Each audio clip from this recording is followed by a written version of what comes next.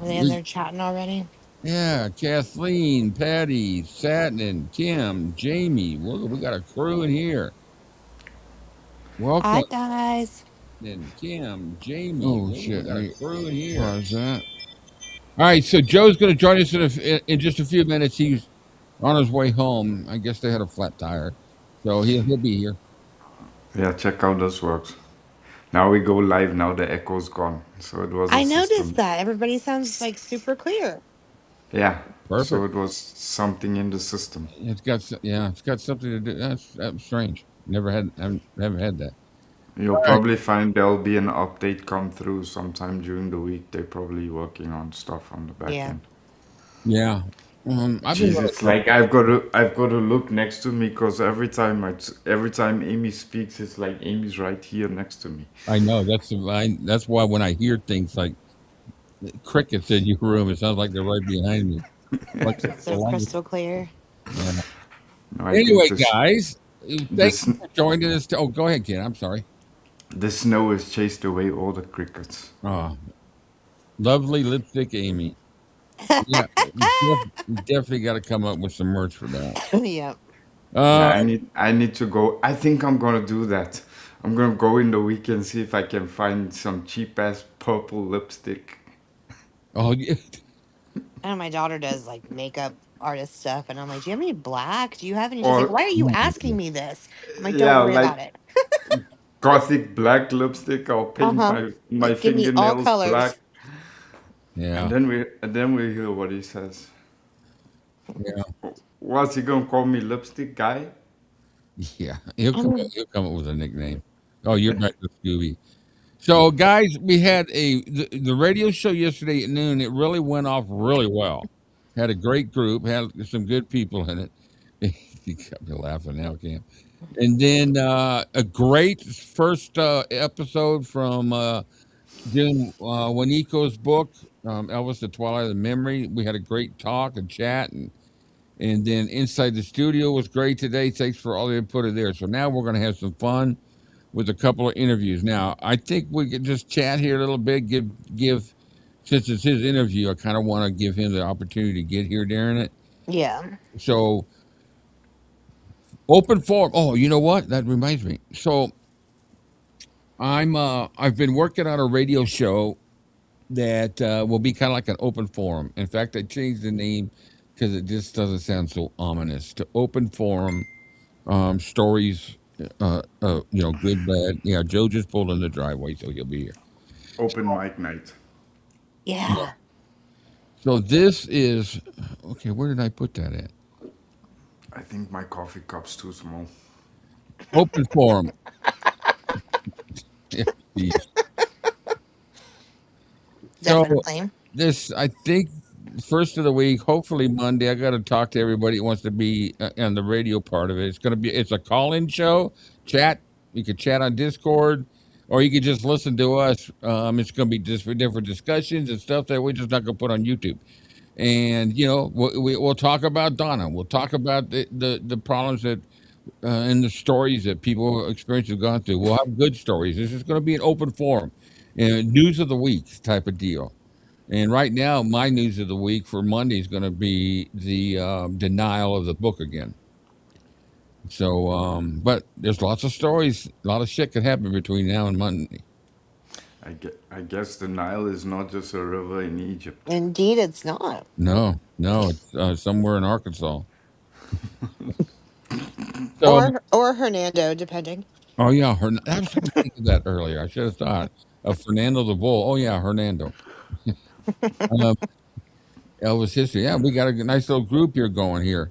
So as soon as Joe gets here, Cam, you guys think you want to cover before we get started? Nah. Got the news of the day. Yeah, the news of the day. Yeah, it's been an interesting day. For those of you who do follow me on Facebook, um, on the Facebook page, unfortunately, right now it's going to be on. Well, we'll discuss that on the Facebook group. I'd rather just keep it under wraps. But if you're a part of the group, I put notice in there of what's going on with it right now. We have a private group, so and then And then there's been some more postings about Donna, and we got some different things we want to share. And here we go. Oh my God, What? your background. Hi, You, you, Jojo. you said you were going to do that, didn't you? Well, boss. Yeah. Oh, sorry. I've got a bone to pick with you. I got your email. Are you talking to me? Yeah, well, you're the red lip boss. I'm going to tell you right now, if you ever get an email from me, that's a lie because I don't email people. I'm going to check Yeah. my email. Maybe Ask Rick, he'll tell you. maybe it was Yeah. an IM, but you said to me that I had to come to work being presentable, clean shaved, and sexy. And I've been Well, doing sexy on here since I've gone on the show. you sure have. Oh, You look fantastic Did today, you see him Joe. just give her the eyes? she wants me again. Always. So, Oh, thank hey, thank how you goodness. doing? My definition and Joe's definition of sexy differ worlds apart. But okay, it's good to have it's good to have a self-image, buddy. It's good. Go for it. This is my party. Yeah, now you don't have to go off air to go party.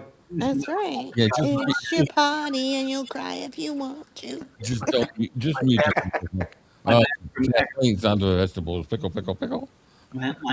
Oh, now I can't work it in now. Thanks a lot. Hey, Ed. Well, I was just reading the comments. What? Wow. Okay. Kathleen said pickle, pickle, pickle. Kathleen's always quick on the pickle. Yeah. Sure. Oh my God. Pardon the pun. I'm glad Sunday gospel tomorrow. Yeah, I'm going to need that. How many Quick minutes on the did it take pickle. us? 5? Hey, Charlie likes your shirt there, Joe. Thank you. Oh, It, Joe it, looks very nice it is today. nice. Nice colors. I love those colors. Um, anyway, I thought of something today. I got a daily thought of the day. So, my wife come home last night. And she gone grocery shopping, and she had a little thing of barbecue for her for dinner. And I'm sitting there smelling the barbecue. I'm thinking, oh God, that smells so good. So I started beginning to wonder if a fly flies through a fart, does it think the same thing?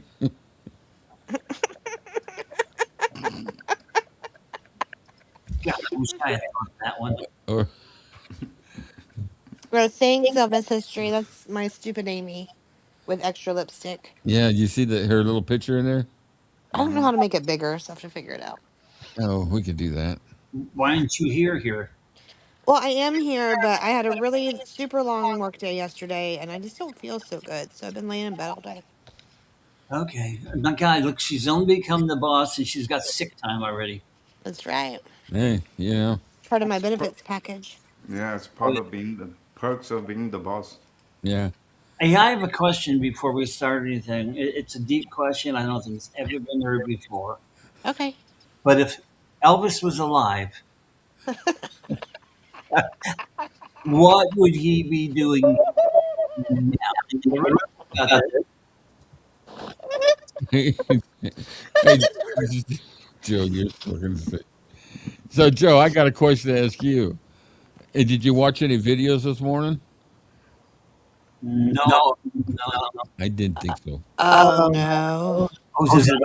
Oh yeah, Oh, you're gonna love it. I'll be You'll be ready. Anyway, so we got 3 great interviews today. We could go on for a while for that one. Um, I'm sorry, 2 great interviews. We got excuse me, Shaun Neilson and Myrna Smith, both from part of his backup singers. And it's about an hour's worth of interviews. And I think this will be kind of like along the lines of, after doing June Wanako, a very upbeat, positive, and I'm hoping, just based upon what Joe said, they're good interviews. So it'll be fun. Satin and Joe, he would be kicking some arse. Yeah, Joe's gonna really. I told Amy and Cam before you popped in. I said, if he's seen the videos, I'm giving you the floor. It's gonna be all yours. I haven't. Yeah. Why you got What's that? Yeah, Jojo's got an echo. Yeah. You got I the could do. echo? Oh, he's echoing to you guys, or he hears the echo? Natalie Natalie said said she she can can hear hear it it too. too. Well, I don't know why. You're the You're the only only one one that's that's not not echo. echo. I'm the only one that's not echoing. Yeah. Okay, hang on. Why? Oh, I'm going to see why I'm going to be so pissed. Okay, what about now? Sounds Sounds good. Sounds better. No, Still there? Yeah. There How we about go. now? I don't hear any echoes from any of you. There we go. It's Gone? gone. Yeah. Say something, JoJo. No, now Joe's muted. No, he's muted. Press the mute button, Joe. I don't hear anything, but I was getting ready to go Yeah. listen to what he said to me. So I'm here, but okay. It's good. It's good Okay. now. Oh, honey, you're gonna need like 3 hours. Is that long? Oh my God, yeah. It's all about me? Well, it's about all of us, but Yeah, he really focuses on you this time. yeah, it's you this time. Just says, He's disappointed in you. Oh, You're such a disappointment, Yeah. well, and you've been lied to and tricked. I've tried. Well, show him the chain where I've got you chained to the wall there. Just show him where on your waist or. I don't think I can roll it back enough to show you how I got my shirt. Okay, yeah, that's all right. you know that blows my mind is because we all adults here, we all have our own powers of thought and mind. Mhm. Nobody manipulates me to do shit, Right. No. right? Yeah. And if he thinks any one of us is stupid enough to allow somebody else to manipulate us to that point where we no longer have our own free will, how stupid do you think we are, dude? Yeah. Well, you know what it is. It's projection. It's what he does. Yes. Yeah. Classic projection. Jamie says I've been hoodwinked. Yeah, that's it. Hoodwinked was the word Yeah. you used. You've been hoodwinked. Joe, you're a superstar. And I'm just the janitor now, I guess. You got your ball snatched Yeah. and Yeah. your channel stolen. At least we have fucking balls. That's right. I got bigger balls than he does. Yeah. I don't think his is dropped yet. I'm vice president for housekeeping. Are you? Yeah. No. Amy, you have to have something to drop. That's true. Yeah. Oh, All right. You know? to say about Shaun, I don't remember if it's in this interview or not, or how we were talking for a while, and I asked him if he still had his guns, meaning his arms, because he had nice big arms. Mm-hmm. And he said that he did. The only thing is, because I asked him why'd you wear those, the cut off ones, the sleeves. There was none. And he says, to show my arms. I said, well, I hated that suit. It looked Yeah. Oh, I hated those suits. I hated him. I hated it. So I guess his wife didn't care for him either. So Oh, Um, Sunflower's got a recap. Joe, apparently he used to be respected. Best thing, though, he is something said you. Do you really know Donna is Elvis's first cousin? Joe, did you know Donna was Elvis's first cousin? who's Don? I guess he doesn't realize you knew Donna decades before he did. yeah. Well, You not, know, come on. I know she's his first cousin. What bothers me and bothers a lot of fans is the name that she's using, Presley. I don't care if she's got blood in her or not. She's not a Presley. She is a Pritchett. Correct. What she is. She's a Pritchett. Other than that, I've got nothing against her.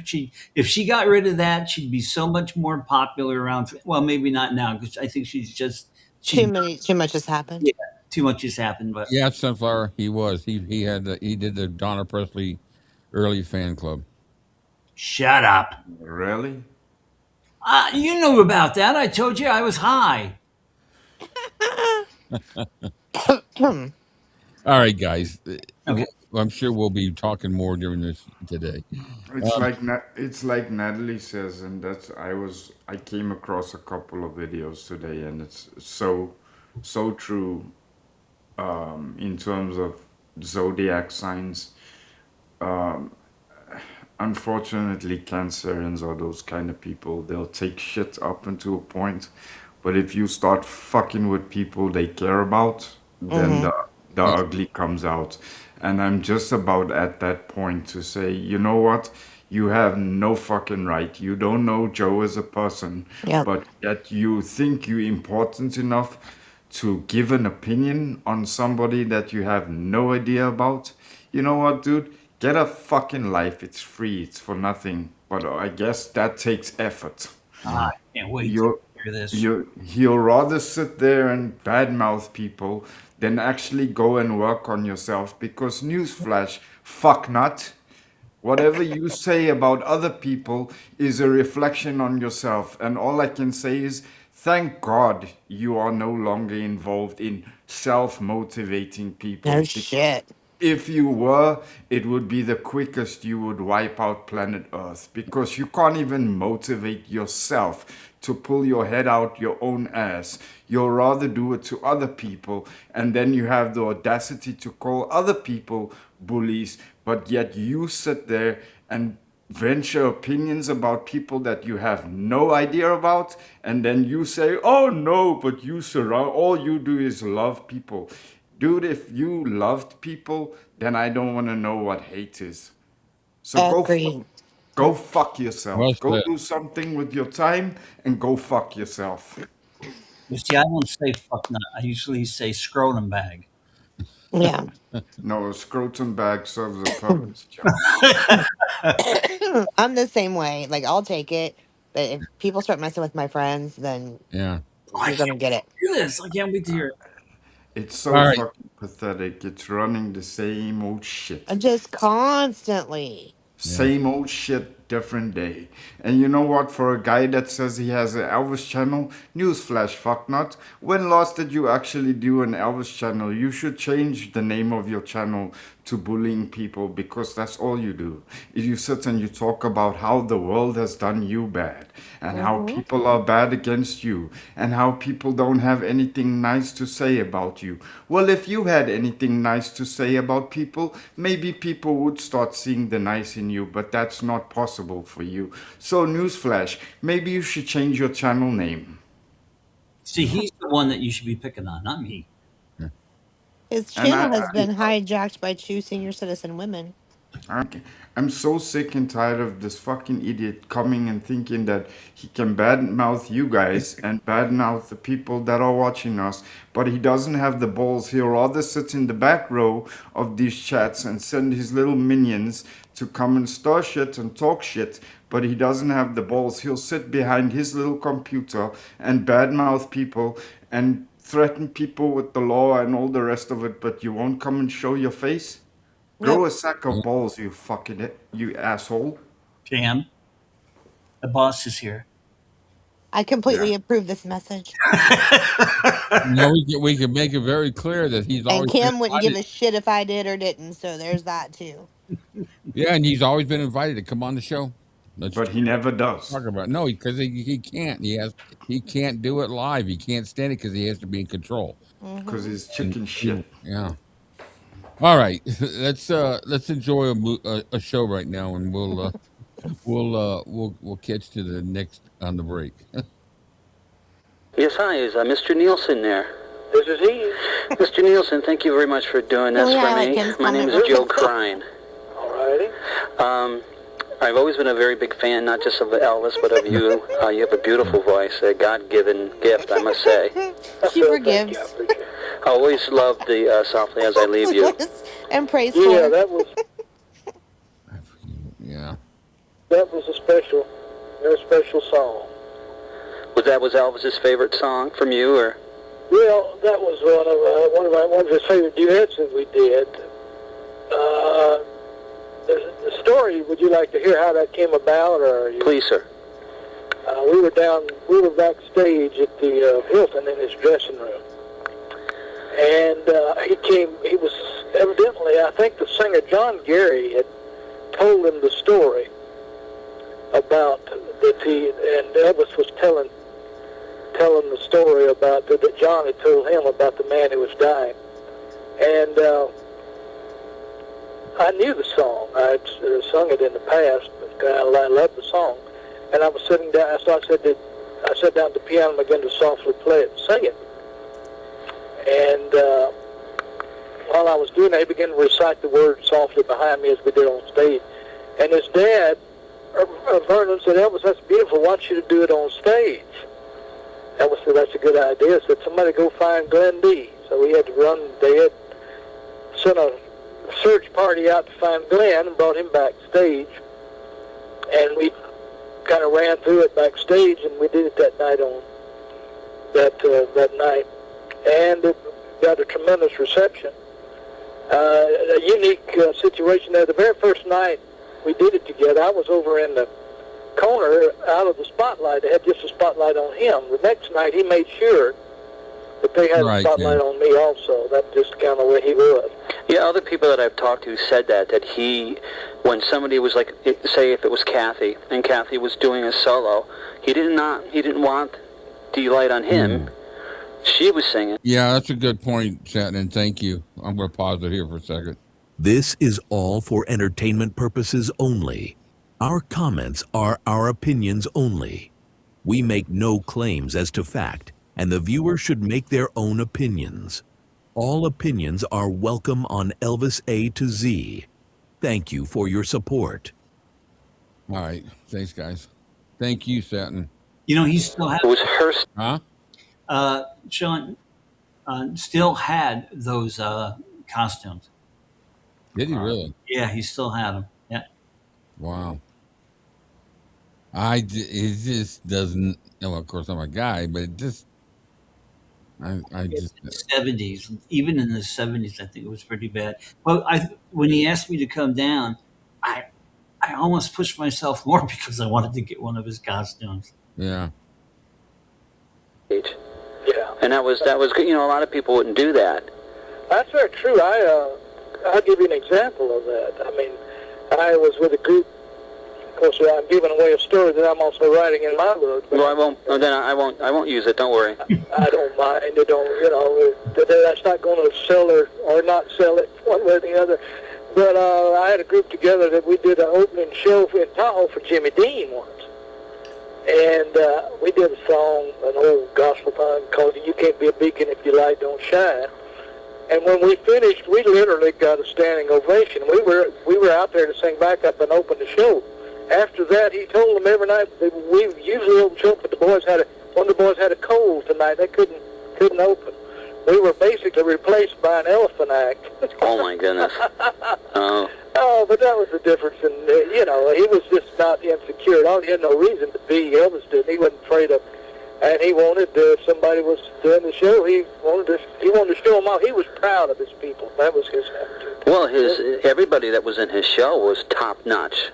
Well, top-notch people. It's handpicked by him. Uh-huh. And so he was proud of them. He would never thought, it never entered his mind that there was any competition there. He would just say, hey, I want y'all to hear what I found, basically what it was. Could you tell me a little bit how I basically know, but because I was just talking actually to Larry Geller too. How did the voice come about? Was it used by her? Did Larry Geller it was first used as a magazine, or? It was on the, we were sitting around and it was on I wish I still had the book. Somebody stole it or something, but it was a religious periodical on the front of the book. It had the voice and it had some drawing, I forget what exactly, but yeah, it was a religious periodical that he had received from Larry Geller, and he liked the name Voice, and he took it from the cover of that magazine and decided of course at that time he could have called us whatever, it'd been fine with me. Yeah. But he named the group, so that was unique. See, the thing that set this group apart from any other group was when he signed this, he immediately called his dad and said, "Dad, I finally got my own group," he called. And then he looked upon us as his group. It wasn't just, another group that had been hired. Right. He used to call me up to his room, and I remember flying on the Lisa Marie. He called me back to the bedroom and asked me how all the boys doing. You know, it was like it was his group, and that's how he looked at it. Yeah. Can you tell me a little bit of how you started? How I started? Yeah. Well, I just, we organized the Imperials in 1963. I was a Sherrill back in Montgomery, Alabama was where I was born. But I was sang in high school and began to enjoy singing, and And then Southern gospel was very popular in the South. And, Still is. yeah, still is, very much so. And being a tenor, I was very much in demand because tenors are hard to find. And it was just something that came easily and naturally to me. I had done it. I've done a lot of things, but I found out it sure beat working in a car wash if I could figure out a way to make a living at it. My granddaddy used to tell me, he said, son, you either get yourself a regular job. You can't make a living singing. Isn't that funny? Because Elvis's father said the same thing to Elvis. You can't make good money being a guitar player. He never knew a guitar player was worth a damn. That's right. That's weird. Yeah, you go get yourself a regular job, because he had worked so hard all his life, and he couldn't understand how anybody could actually make money singing or so forth, because he'd never. But so far, I've been lucky enough that I was able to do it. Oh, that's great. I just started as a kid, and when I was 18, I ended up with a group out in California called the Songfellas. And Jake was the one that recommended, Jake Hess. I was with the Statesman at the time. When I was only 15, I went down to Grand Ole Opry, and this guy, I had cut an album at a studio there that had egg. I remember it had egg crates for sound, for sound, and I had a brand new little album out. It was like it was one color. The cover was yellow in my picture. But I had this album, and this guy took me down there and on a Wally Fowler all night singing, and asked if they'd let me sing. And the guy who later went to work for us, by the name of Bob McCollum, said the reason he let me sing because I was dressed with a tux shirt and a tux coat, and he really liked the outfit I had on. So he put me on, and I sang and actually stopped the show, and they put me on at the radio part, and Tony Brown, who was head of MCA, also the piano player for a while, so he remembers a kid hearing me in his bedroom in Texas sing on that particular. It went out over WSM just like the Grand Ole Opry, but it was a Friday night gospel sing, and I sang, and I stopped the show again in the radio part, and they had to retime the whole show because they only had so much time for each act. So Jake heard me, and he told us a group out in California about me, and then I went out there to California with a group called the Songfellas, and sang out there. And then when the dead Spear of the singing Spear family had a heart attack, and the Spears needed someone to sing with them that could give him a rest, so he would have to sing all the time. And Jake recommended me to the Spear family, knowing all the time that he was eventually going to organize the Imperials, which of course he had me in mind for at the time. So I went with the Spear family, was there for a year or so, and then we organized the Imperials back in 1963. And that, of course, later in, I guess it was in 64 that I met Elvis when we did the How Great Thou Art. How was Elvis when you first met him? Can you kind of tell me the first time you met Elvis? Yep. It's kind of burnt there. You know, that's a good question you ask everyone, and I like that. That just, it's kind of interesting. Everybody's got a specific way of meeting them. That's always been a good question. In my memory, I remember that I was standing over in the corner kind of trying to look like wallpaper because I was somewhat intimidated by all the talent there. I'd never seen so much in one building in the studio. Studio B in Nashville. And Elvis walked in the studio, and he was dressed in a Superfly outfit he purchased on Beale Street. He had on a black hat, black cape, solid black outfit. And I remember he began to look around. He said hello and kind of to everybody as he went by. He literally bypassed the big wheels who had come in from New York, basically to come into where the musicians were. He wanted to see. I think he identified with them more than he did the big wigs. But I was standing over there, and in wonder of wonders, he began to come over to where I was. And he walked up, stuck out his hand, and said, "Hi, I'm Elvis Presley." And I almost giggled because I thought, like I don't know who you are, especially dressed in that outfit. I bet he looked great. It would look ridiculous on me, but he had that knack of whatever he wore looked like it was made for him. You know? And he stuck out his hand and said, "Hi, I'm Elvis Presley. By the way, I just want you to know I've got all your records. I wouldn't miss your TV show. and you're one of my favorite singers. And that was the one that topped it off, because when he said that, I stammered, almost looked around to see if he was talking to me, and basically said, well, thank you, sir. I didn't realize you even knew who I was. Wow. He said, no, I followed you, got all the records you've done. You're one of my favorite singers, and there's a song that you recorded that I want to record on this album. You mind sitting down here at the piano here with me just a little bit and run through and see if we got it right? And I sat down with him, and we ran through Where No One Stands Alone. Oh, I love that song. Mm. And sure enough, because anything he ever did, he wanted it to be done right. He'd sing it all night till he got it like it pleased him. But that was my first, that was an absolutely, he was just that, he had that kind of endearing quality, though, of making you feel like he was somebody special, not just another singer on the session. Was he a nice man? Very nice man, very kind, considerate. He was a Southern gentleman. There were times when he got upset, but don't we all?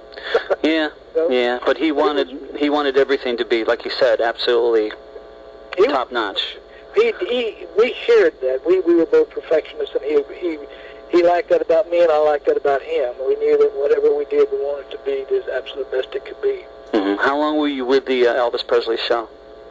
Well, we were friends from that 1964 when I first met him. He came out several times to hear me when I was with his Statesman after that session. In fact, the weirdest thing about it was when I left the Imperials, I was out in California singing. I went back to the Songfellows for a while, and I was singing at a local TV station with the Songfellows, and a chauffeur and a limousine drove up, and Charlie Hodge hopped out and said, Elvis wants to know how come you left the Imperials. He's upset. Oh, goodness. I thought that was the weirdest, wildest thing. He would send somebody out in his limousine to find out why I wasn't with the group, and I told him we just had some problems and differences in which direction we wanted our career to go. He said, well, he just wanted to know because he was unhappy that you weren't with him anymore. I said, well, tell him I said hi. And he came out when I was with the Statesman in Long Beach, California. He came out to the show.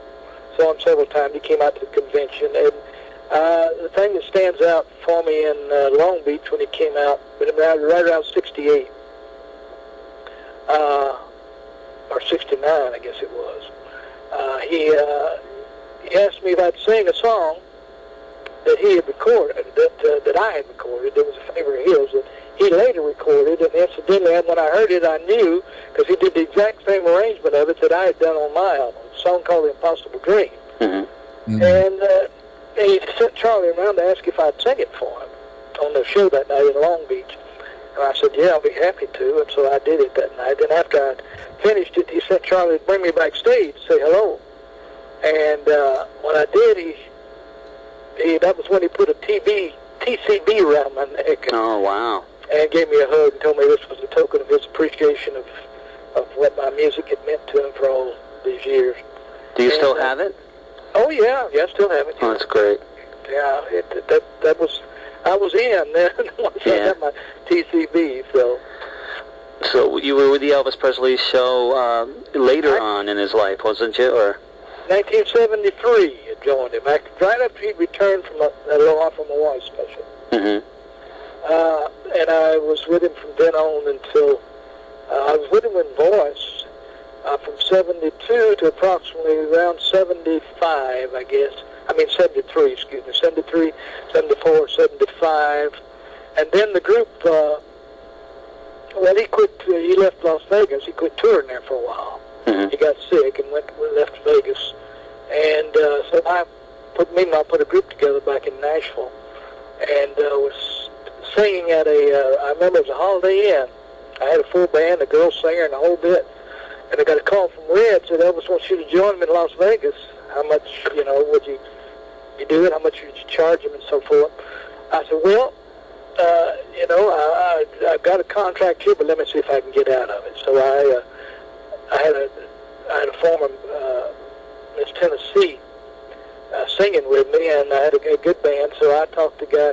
He was very impressed that Elvis would call and want me to come to Vegas, the manager, and so told him I would deduct my fee and give him a girl singer in the band if he'd let me go. Mm-hmm. And so he let me go, and I went on out back and joined him. I think it was around 75, 76 that I went back and joined him, just me. Because I asked Red, I said, Red, does he want me to put the group back together? He said, no, he just wants you.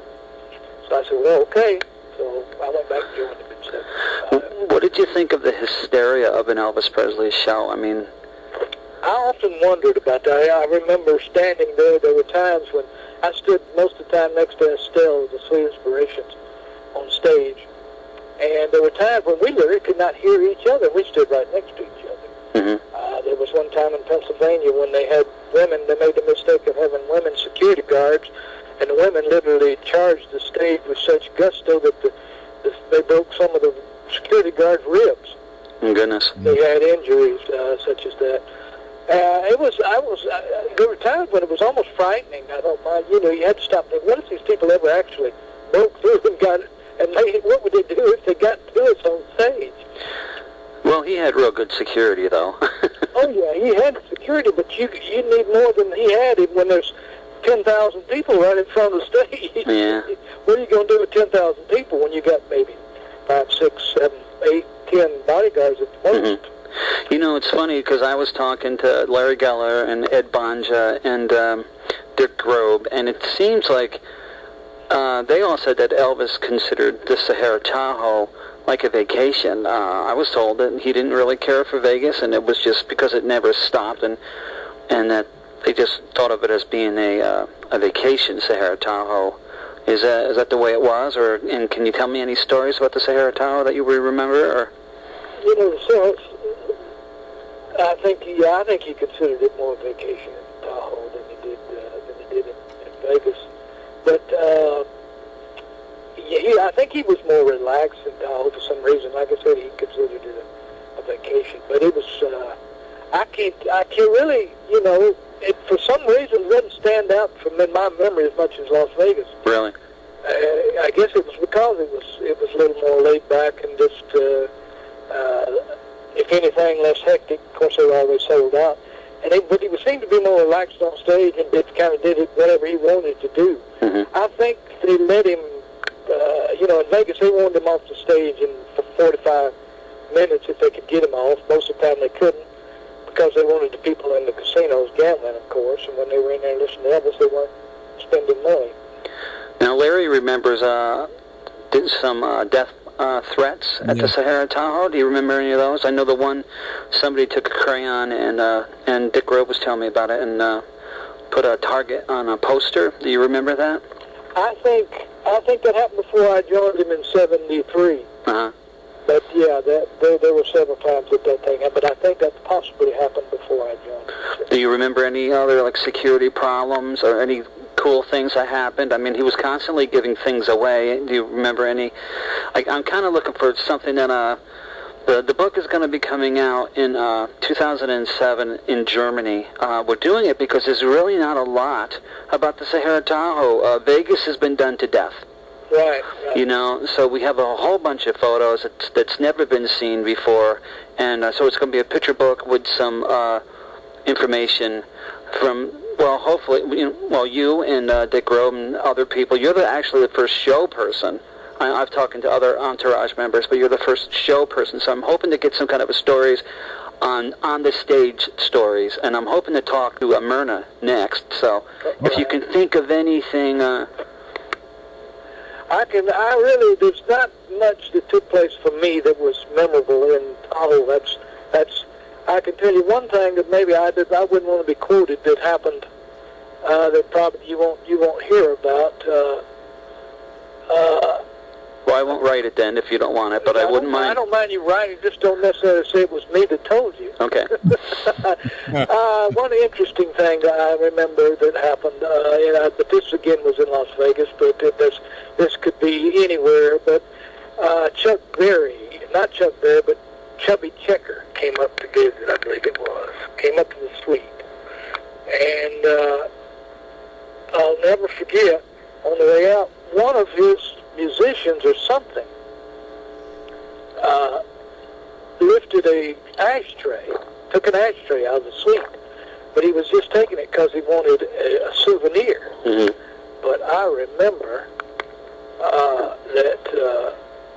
that Red, you don't have to even use a name, right. Red hit that guy so hard that he literally, his feet left the floor, and they just threw him on the elevator. and that ended that particular session. I really felt sorry for the guy because, but I guess he shouldn't have stolen an ashtray out of the suite. Yeah, but he didn't need to be punched out either. No, he didn't need to be. Right. But see, the problem was Red and those guys were bored stiff because all they did, it's like having Dobermans that are trained to fight and never letting them fight.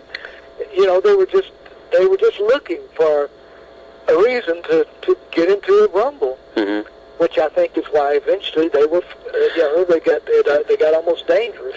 Well, you said almost exactly word by word what Larry Geller said. Yeah. The same thing, that these guys were so macho, they were so high-strung to get into a fight because they were so bored. They were so bored. They were just looking for a fight. That was something. Well, I didn't realize somebody else saw it exactly the same way I did. Mm-hmm. That's been my own analyzation of the situation, mm-hmm. so to speak. That he confirmed that I was the only one that in some ways I felt they were basically nice guys. I still to this day I like Red, and but they were, that their job was to fight, but they never got a chance to fight, and but so they looked for instances to get into a rumble. Sure. Well, like Sahara Tahoe is where the big story was, where Red punched out that guy and bloodied him, and Larry goes through the whole story, but Larry wasn't there. He heard from the other guys what had happened, and of course Elvis was sued over it. It never went anywhere because the guy had a record or something, but he also said too that they were gotten rid of because they were such a liability. Yeah, exactly. I mean, they were a lawsuit going somewhere to happen. Yeah. Now, did you see Elvis going? I even hate to talk about it.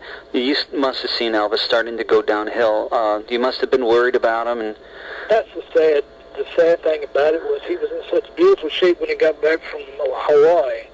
But that was the last time in his career that he ever really got himself into good shape. Mm-hmm. But that was the problem because Elvis was the type of guy that needed a challenge. I can't believe you. Did you just get off the phone with Larry Geller or what? I mean, you mirror many of the things that he says. No, I didn't have any. That he needed a challenge. He needed a challenge to live. Yeah. And there was no more challenges for Elvis Presley. That maybe the movie career could have gotten him going again if, like, the Star is Born thing with Barbra Streisand didn't work out. But you almost mirror what Larry says. He died of boredom more than anything. Like I said, just like he said, he wanted to do that movie. He wanted to go to Europe. He wanted to do so many things, and we kept playing the same little old towns that treated the Colonel, that opened to roll the red carpet out for the Colonel, then he'd come back and reward these places, and he didn't really. But the thing, I understood what the Colonel's from. What the Colonel was a practical man, and he was going to make the easiest money with the easiest output. Right. And he knew we could go to Europe, but then he was going to have the problem of, at the time, Elvis was on so many prescription drugs, and probably some that weren't prescription. Mm-hmm. And that you had that problem crossing, international waters and going over there, and just all kind of problems. And you wouldn't make a doggone bit more than going to Portland, Maine. Right. As far as the gross profit was concerned. Once I didn't know that. The Colonel was a bottom line man. Mm-hmm. It was just, and so he didn't really pay any attention to what Elvis needed. And Elvis needed something. It needed a new toy, something to kick him in the butt and get himself going. So it was sad to watch him. We basically watched. Felton Jarvis and I sat on the plane one time and said, "Lord, if something don't happen, the man's going to die." Of course, we never believed he'd really die, but we both, we could see it. Mm-hmm. I never knew how young 42 was until I turned 42, and I looked at myself in the mirror. Now, I have a lot of problems. I'm in a wheelchair, and I said, "My gosh, how young he was." Yeah. I make best as much of my life as I can. Right. And I looked at myself and said, my God, he was only 42 years old. He could have lost weight, made himself healthy. But it almost sounds like he was so far gone, there's nothing that he really could have done. Yeah, he just, it was sad to watch, but yeah, I watched him. I did everything, and if you ever notice pictures of me on stage, part of the reason I worked out so hard was to try to motivate him into getting himself in shape. Now, Sue McCaslin says to me that you had a set of arms on you. Yeah. Do you remember Sue? The name is so familiar, I've racked my brain to see. She was from California. I've become very good friends with her. She lives in Vegas now. You used to go to her Elvis festivals. She's the one who told me that I should try to look you up. It's so hard to get some of your guys' phone numbers. If you don't have a website, then I'm kind of lost. Right. Okay, now I know who you told me. Tell her I said hello. Yeah, I did. I had to, I used to do 100 push-ups before I go on stage, and I'd do dips in the restroom, and I used to joke with her. I said, boy, it's hard to get any attention when you're on the stage without. Oh, I bet you no one gave you a look, I'm sorry to say.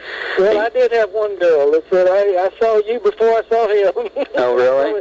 I was always proud of that, yeah. Shaun, why'd you change your name from Sherrill to Shaun? And I'm asking you not only for me, but Sue always wondered. It was because as a youngster, going through singing and going through hotels and things, even as a kid, it's kind of like being a boy named Sue. Right. Because the other kids thought it was a girl's name. They made fun of it. And when I got older, I got often paged in the lobbies of hotels as Miss Sherrill Neilson. So one day I decided, if I had named me, I would have named myself Shaun, because I like that name better. So I was in Wichita, Kansas, performing, and I said, well, I'm going to take, and I signed a contract with RCA at the time. In fact, I had a #1 record in Wichita, Kansas, back in the 60s. And so I just changed it because I liked the name better, and since I had a record contract, I thought, well, I'm starting a career here, why not go with the name I like? But see, it started out, when I first changed it, I called it Shaun Neil, but it was spelled S-E-A-N, and then the last name was Neil, N-E-A-L. In fact, on my first single for RCA, that's the name on it, Shaun Neil.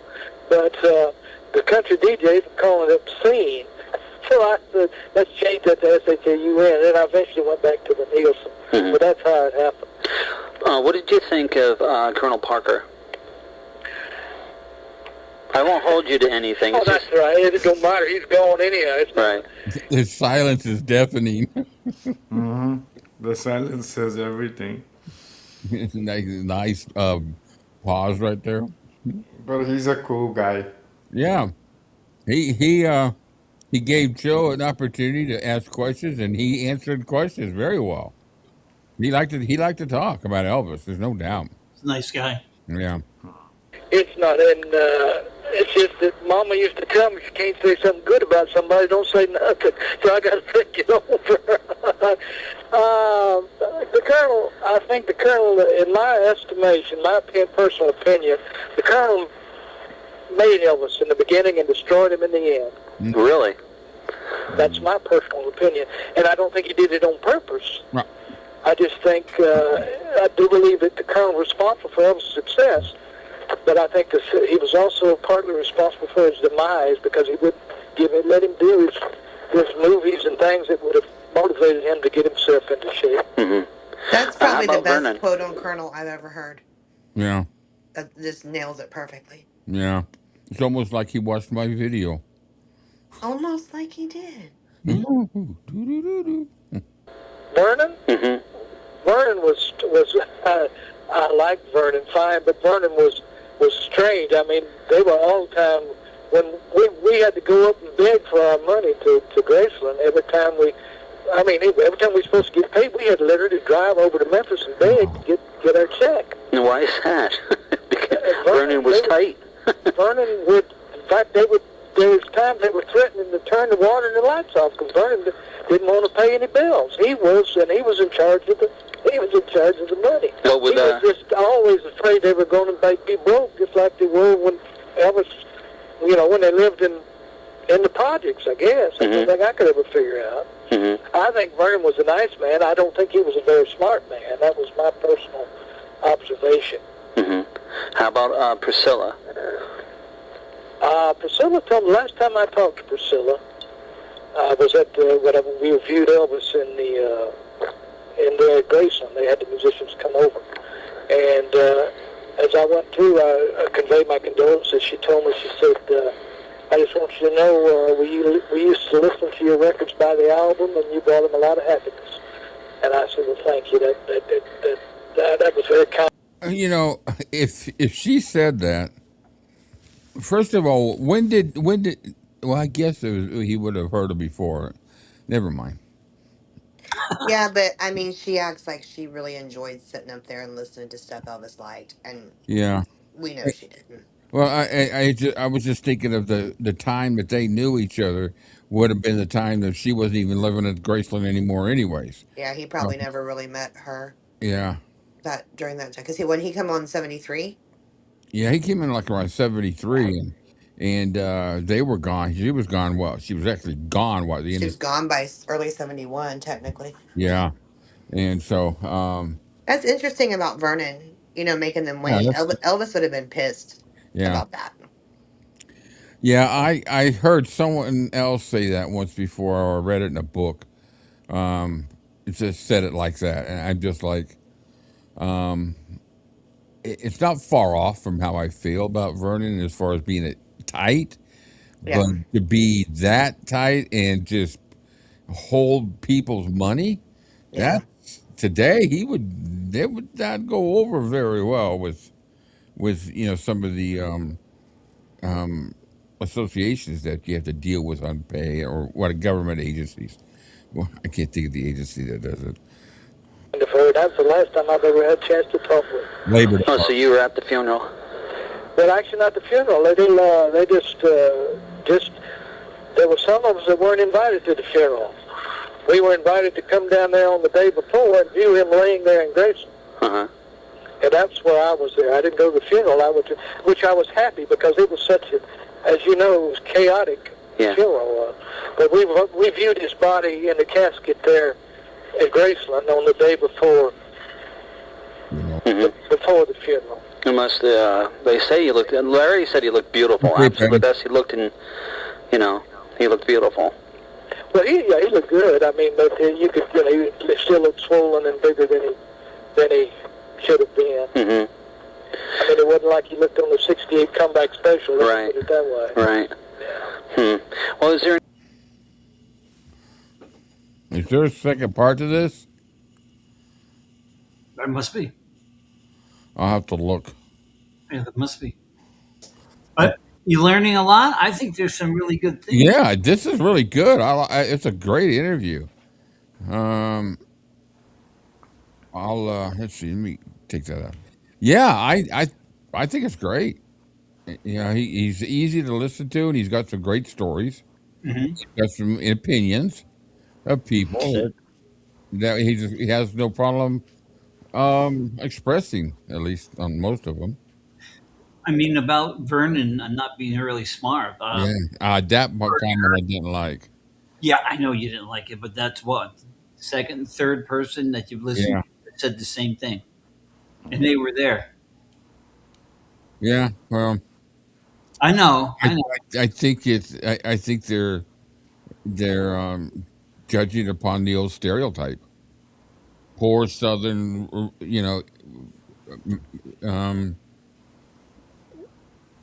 redneck, whatever they want to call hillbilly. If they immediately intelligence comes into the picture, no matter whether they've talked to him or not. And I trust me, my dad was just the same his entire life. My dad was brilliant, But don't you think maybe it's just what they saw? I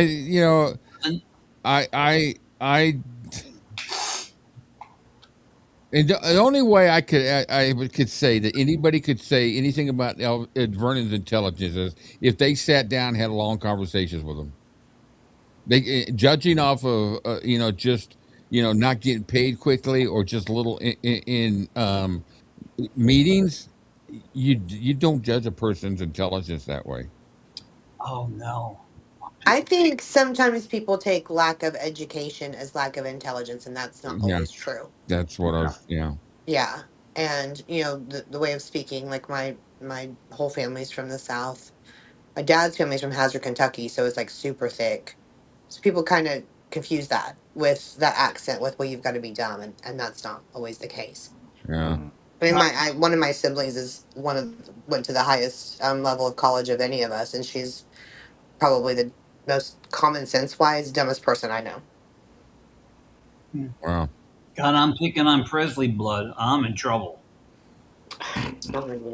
Also, the thing about Red with the guy takes an ashtray and then that's the reaction. Yeah. Yeah. My God.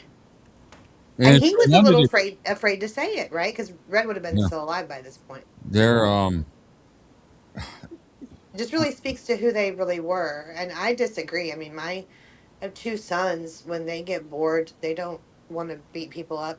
And also, they were not like trained fighters. thank you, Kathleen. They Yeah. came into that. They glided into that role when it They was were- necessary. Yeah, they were street fighters. They were, Yeah. well, not even so much as street fighters. They were just flat out bullies. Yeah.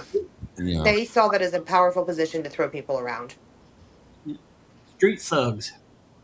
Yeah. Kind of make getting rid of them valid. Because I wouldn't want to deal with that shit all the time. Oh, I mean, All you the- got somebody works for Chubby Checker and they're doing that stuff. That's know, a have- huge liability.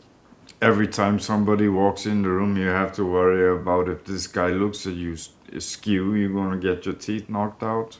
No, I wouldn't want to deal with that shit. Get rid of them. They really let their egos get in the way of reality. Hmm. And they thought because they had been there so long, they could get by with whatever they wanted to do. I work for Elvis. We are on the street, and we've been here. Yeah, you're right, Amy. I'm sure Elvis's name was dropped a lot. Ooh. It'd be really interesting to know how many behind-the-table settlements were done. You know, I won't sue you. I won't take it to court. Just give me, you know, X amount. whatever. And there were probably times when, you know, Elvis didn't want that kind of reputation. He didn't want that in there. And I'm sure if push really came to shove, if Elvis really got mad enough to that extent, he could have taken Red and Sonny both at the same time. Yeah. In my opinion, because strength doesn't make you a good fighter. Strength comes from up here. Oh yeah. You gotta, fighting's not just a, you know, you gotta have the, Yeah, it's mental as well. yeah, it's probably about equal mental and strength, and it's just because and all he had was just brute force. He's a really nice. I got to meet him a couple of times back in the '90s. He's a really Shaun. Sorry, he's a really nice guy. Really? Yeah. He sounded like a cool guy. Yeah, you had to have enjoyed that conversation, Joe. Yep. Like I said, I could have had more, but I'm an idiot. Yeah, it's Oh, not. and thanks for asking about the name change because I always wondered, because sometimes you'd see him referred to as Sherrill and sometimes you'd see him referred to as Shaun, and I never knew why. Yeah. I just thought it was his middle name. He just decided it. You know, he went back and forth. I never really knew. I couldn't find the second part to it on there, so. Didn't record that part. Oh, you did. Don't tell me that was in the second box.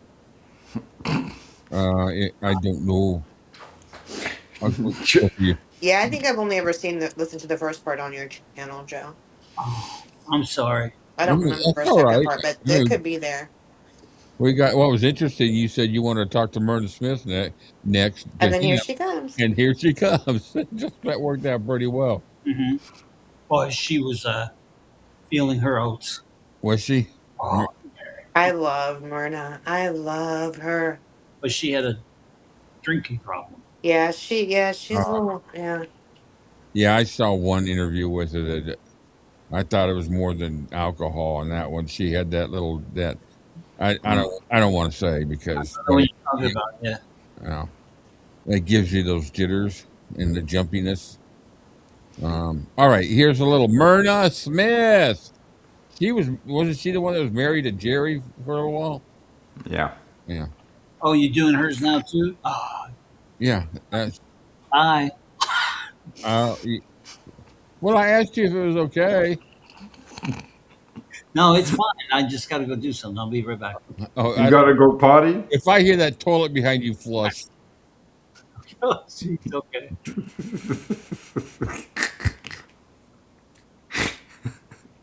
Oh shit! Do I hear that or not? Well, if Joe ever writes a book, he should call it Man in the Box. You should call it what? Man in the Box. This is a telephone call. If I remember, I don't think it's really an interview. Again, it was asking stories for the book, and I'm not hawking my book, I swear. But you can still get it from me if you want to email. Never mind. Nice little advertisement. Wait, are you talking about your Sahara Tahoe book? Oh, Is that the what's one you're that? talking about? Because I do want one of those. Oh, yeah, I think it's a Sarah Tahoe one. It's like I was always used to say, okay, what do we do next? Punt. Yeah, punt. All right, here we go. Here's some Myrna. Yeah, what is it? That what's the name of that? Is it called like Enter the Dragon or something like that? What's that? The one that book for Lake Tahoe. No. I'm not sure. Okay. Yeah, you should hit that flush the toilet sound effect. I don't have it on here. Oh, wait a minute. Maybe I do. I'll have to see. I'm gonna let this go. Ooh.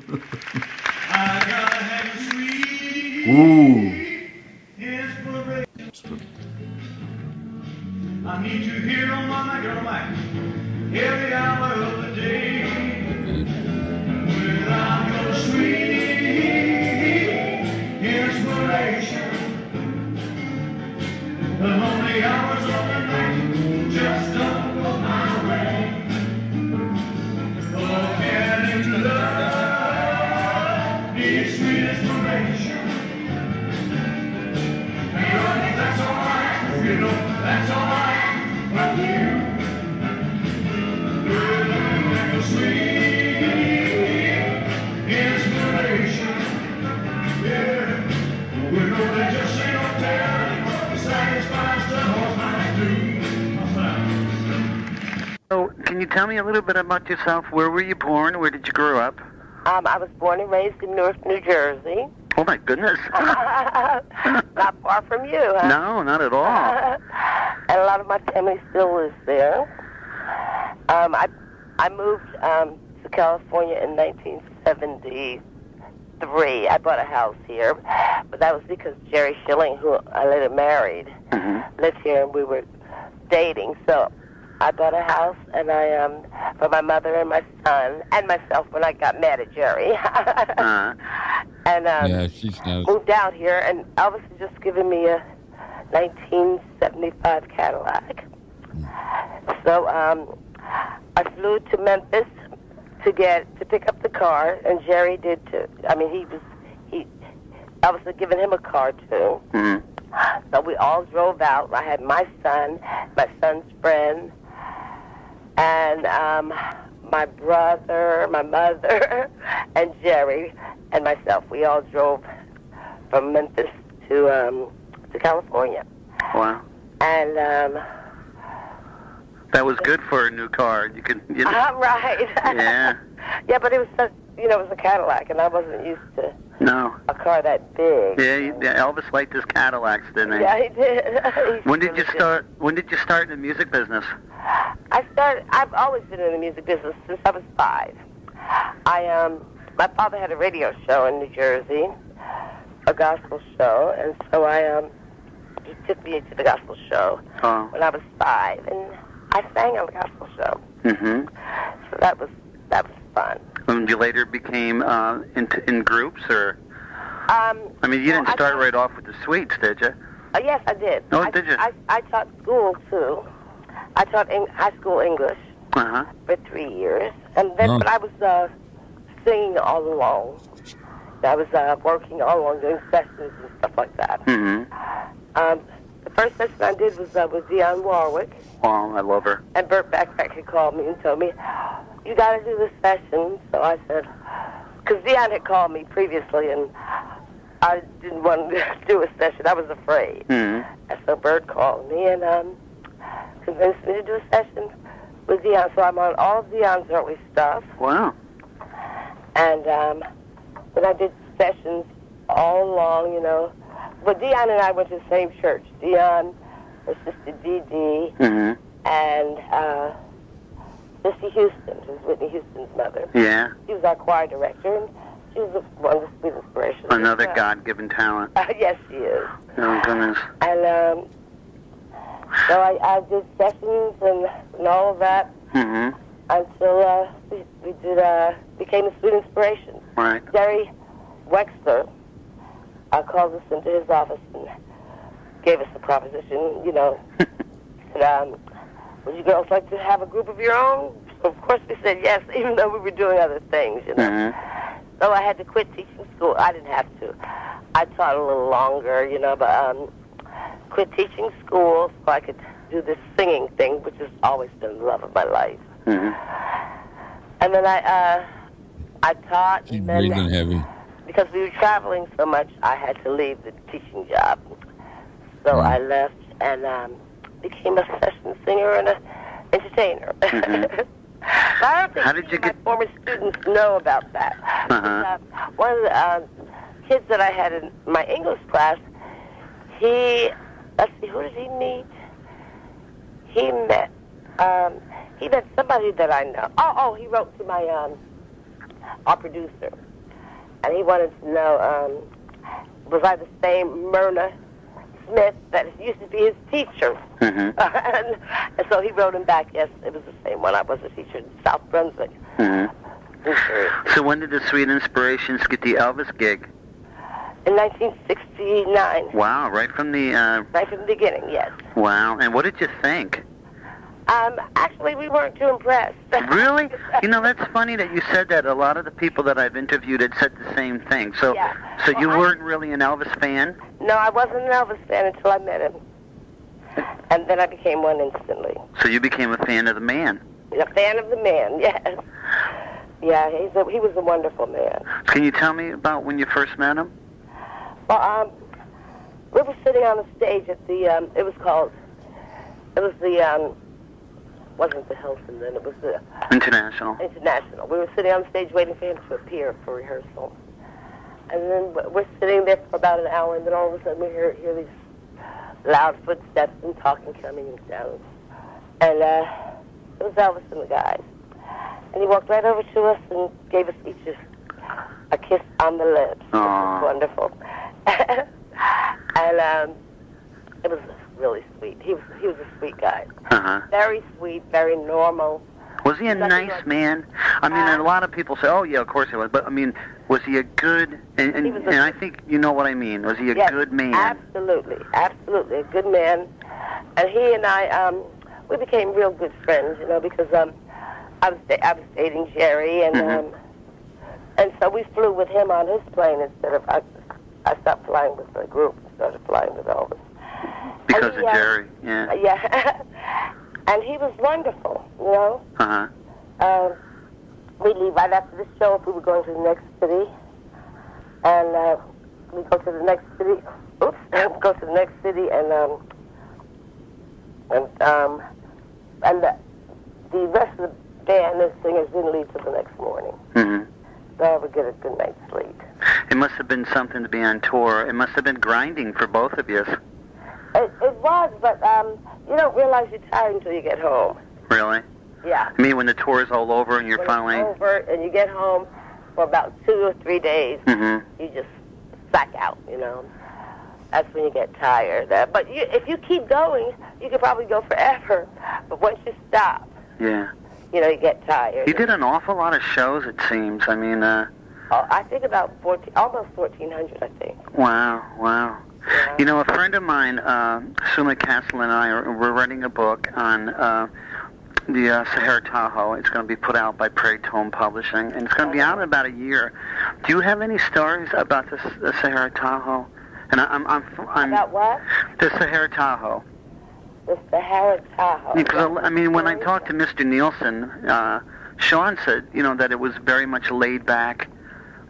A lot more laid back than like at the Hilton and stuff. Yeah, it was much more laid back than the Hilton, and people didn't dress up like they did at the Hilton at the time.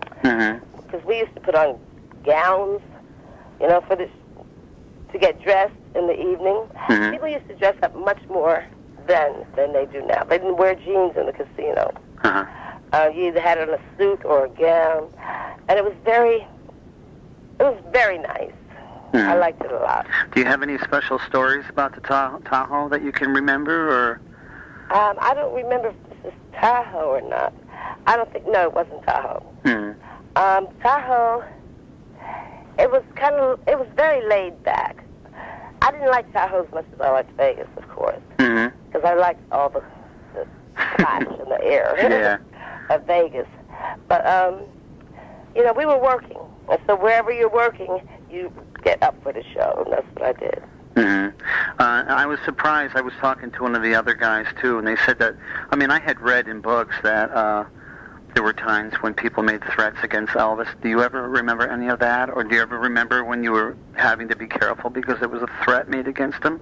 Yes, I do remember the night that he had an ambulance on stage, and he came down, and they had the lights in the house up. They were up so that we could see the audience. It wasn't dark like it usually. Through the whole show? Yeah. Wow, just so you could keep an eye on things. Yeah, well, they had an ambulance backstage, and they had planned. If Elvis had told the guys, if anybody does anything, take care.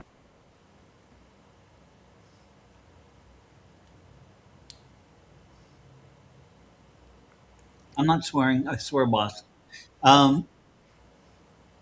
I forget what I was going to say. Oh, did you ever hear that before, that he did his show with the lights up because of that?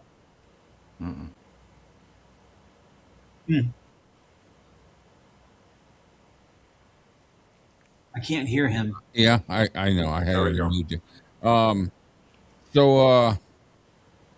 Yeah, he did the whole show because of the threat. But do you know the show? No, I don't know what show that is. I'll have to look. I think it's in Dick Grobe's conspiracy book, if I remember. Oh, I'll have to look that up then. He talks about that, or it might be in the other one. Yeah, while we're playing this, I'll see if I can do a search real quick. He talks about them keeping the lights on for security or whatever. It might be an interview. I just remember it coming from Grobe. Okay, yeah. And Natalie wants to know the name of that book that you're writing, that you're talking about. That you wrote. I don't remember the name. Sorry. I mean, I can grab one. I think the one's over here. No, okay, it's. Do you have a link or something we can put up so people can? No, or just I have cases and cases. Oh no, I mean, I have a couple. Left. Okay, well, I want to buy one from you. I would buy one from you for sure. Yeah, I do too. Did you have to put them up for collateral?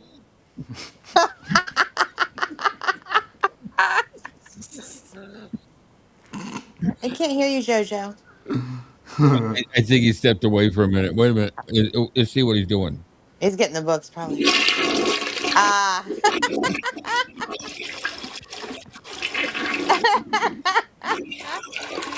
Oh, God, so good. Boy, he's got a long toilet there. Goodness. Yeah, that's got to fill the water. It sounds like he needs to have a plumber come and check that situation. Cam says, I didn't have it in here, and Cam said, I need to play it. So I had to find it and get it all set up because I knew he'd be popping off again. And the whole problem is he never heard it. I don't think. And he'll probably come back and say, of course I fucking heard it. It's so funny. You didn't hear that? No. Oh, the toilet? Yeah. Oh, I couldn't hear yours over mine. Oh,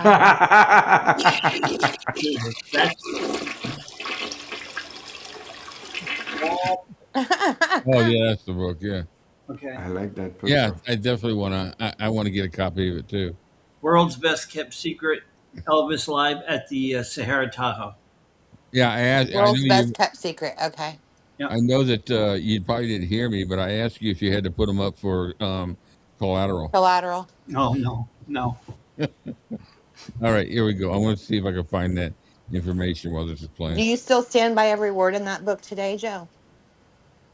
I don't remember a word out Or do they align with your views as of now, or were you misquoted at any point? I don't remember anything. Okay. Okay, that's a good defense. Yeah. If anybody wants one, just contact me through Facebook. Okay. Okay. Yeah. They get Yeah, we all want you take care of them. Yeah. And some guy made some kind of threat in the audience that night, and Elvis was on alert. You know, he got ready to kill somebody, and it turned out the guy was just requesting a song. Oh my goodness! I think Patty was telling me about that. Yeah. Yeah, and she said everybody was quite on edge in that. Yeah, that's right. We were, but everything turned out fine. The only other thing I remember that was very, very unusual was one night we had the fire department came and emptied the whole hotel, and I had on my pajamas. No, I didn't have on my pajamas. I had on a pajama top, and that's all.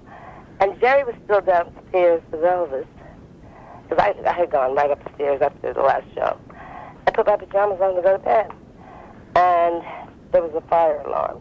Well, I figured I'll just ignore it. You get I it till won't you go sat in. down. Goodness. And the fire department came and knocked on my door and said, "Get out of here!" So I had to run out in my pajama top, and I got all the way downstairs to Elvis's dressing room. They were still down there, and we stayed down there probably until morning. And Elvis, he didn't know what to. Hello. Lost you for a minute. You there? I lost you. I thought, oh my gosh, she hated me. She hung up on me. I was just busy talking. My phone, my chin hit the little button. That's okay.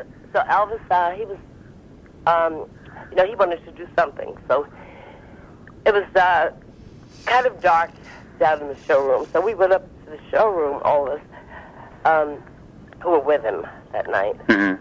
And he climbed over a big, tall,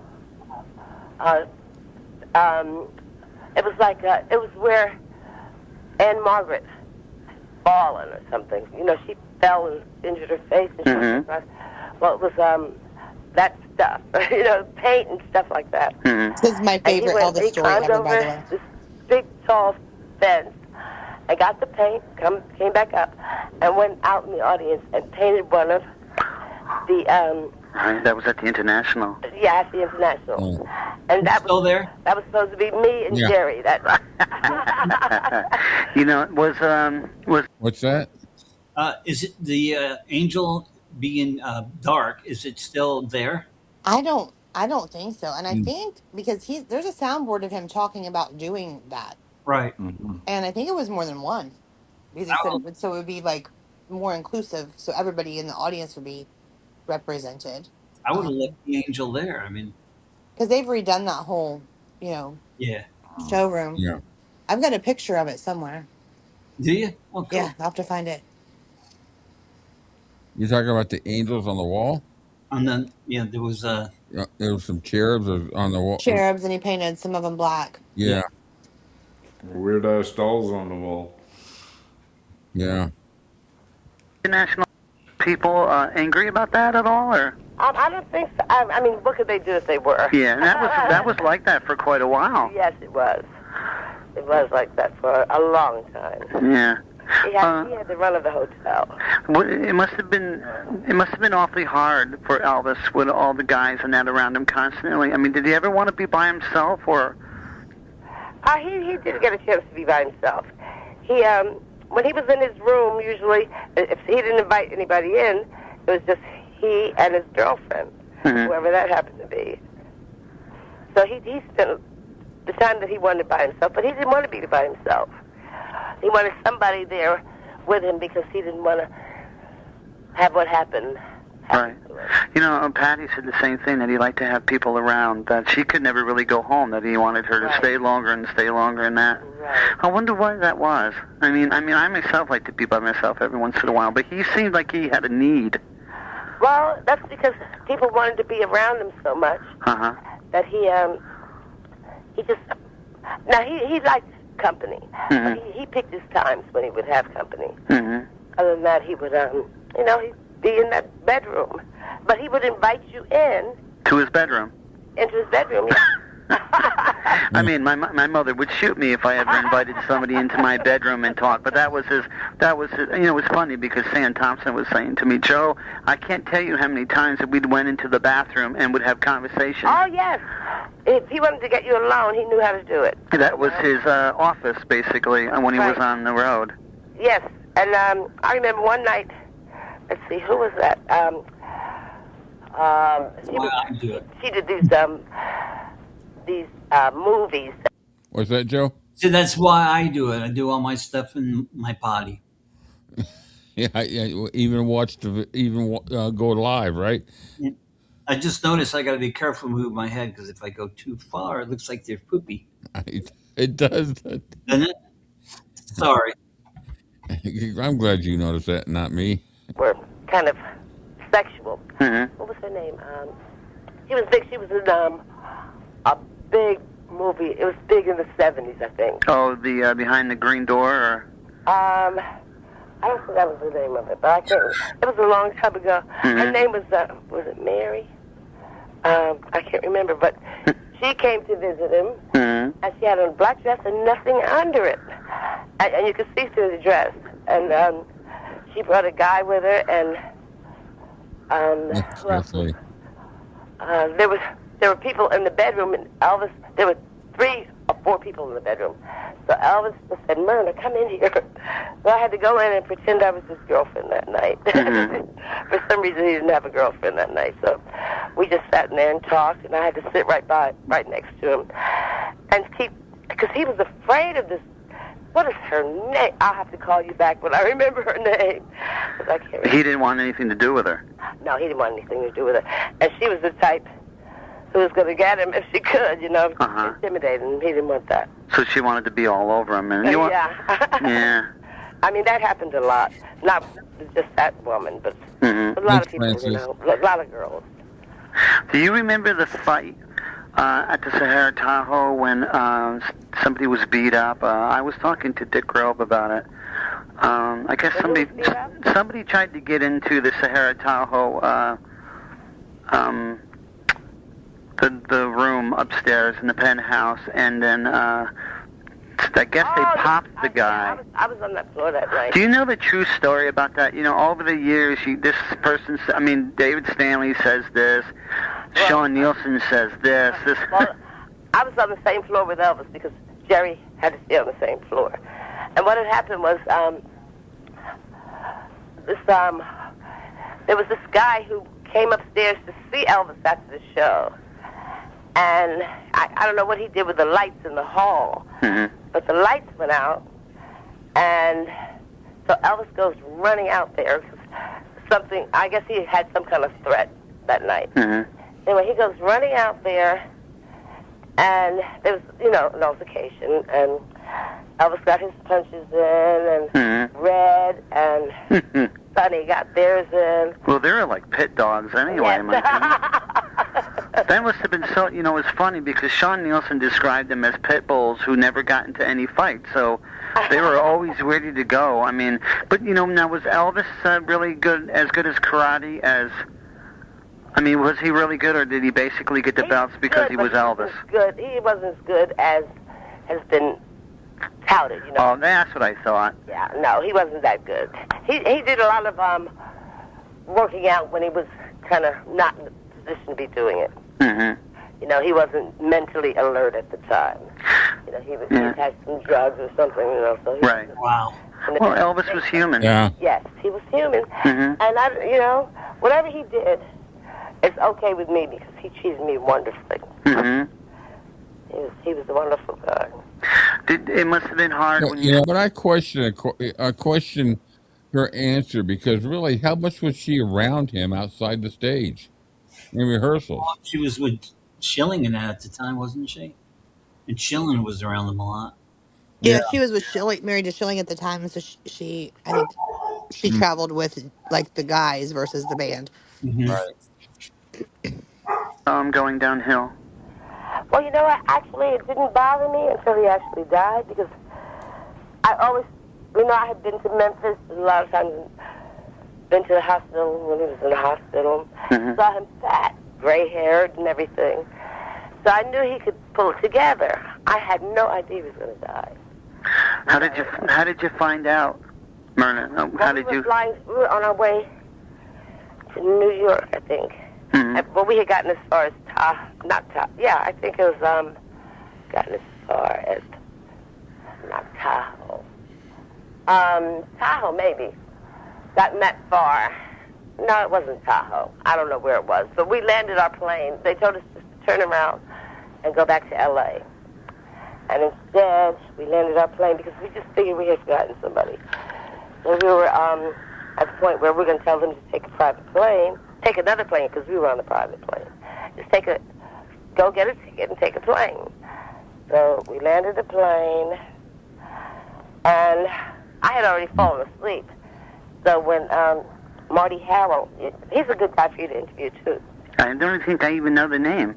He was a horn player that we carried on the road with us. Uh-huh. And he's a very intelligent guy. You would like to talk to if you could set that up for me, that would be great. Yeah. I will. And so we landed, and Marty went out and talked to the people inside called Graceland. Mm-hmm. I suppose he talked to Joe, and Joe told him. So he gets back on the plane and tells everybody to get off. But they could only say one time. Of course, I figure I'm not getting off the plane. I mean, whoever it is, just tell them to take another plane. Mm-hmm. So I'm the only one that doesn't get off. So Marty had to come back down and say, Myrna, could you please get off the plane? Because what I have to say, I can only say this one time. Mm-hmm. So I got off the plane, and then he told us Elvis had died. And I just went crazy. I went running around. They had to catch me and give me Valium. Oh, I don't remember getting home on the plane. I don't remember anything because I was like, but I did, as soon as I got home, I did call and make a reservation to go to the funeral. No hotel reservations, just an airline. Well, yeah, you wanted to be there. You didn't care if you had a place to sleep. I didn't care. Uh-huh. And Jerry and I had had a little argument and broken up. Mm-hmm. So when I got there, before I left, he called and said, are you coming? I said, yes. And he said, where are you staying? I said, I don't know. He said, don't worry about it, just come. Mm-hmm. I have a place for you to stay. Joe said that? Huh? Jerry. Oh, Jerry said that, yeah. So that's how we made up that time. It must have been very hard. It must have been very hard for you. I mean, the whole world was devastated. And, I mean, here you fell in love with a man. And yes. Did you get a chance at least to talk to him, like, beforehand or anything? Or? You there? Oh, my God. Phone. You must really hate me or something. No, it's the phone. It does that to everybody. I'm sorry. Oh, my God. I'm sorry. My God, 2 times in one. I know. That must have been very hard on you. I mean, it was very hard on the world. I mean, I was 16 years old, and I was devastated. I know. I can't imagine being... Did you go to the funeral? Yes, I did. And so you went to Graceland and saw him lying in a... Yeah, that was horrible.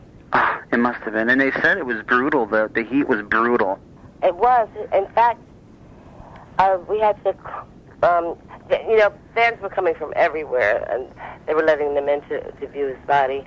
And they had to stop that procession long enough for Charlie to refix Elvis's hair because it was so hot. And they had done an autopsy. Mm-hmm. His head was sliding off. So, what did she just say? The people out just... Did she just say his head was sliding off? Mm-hmm.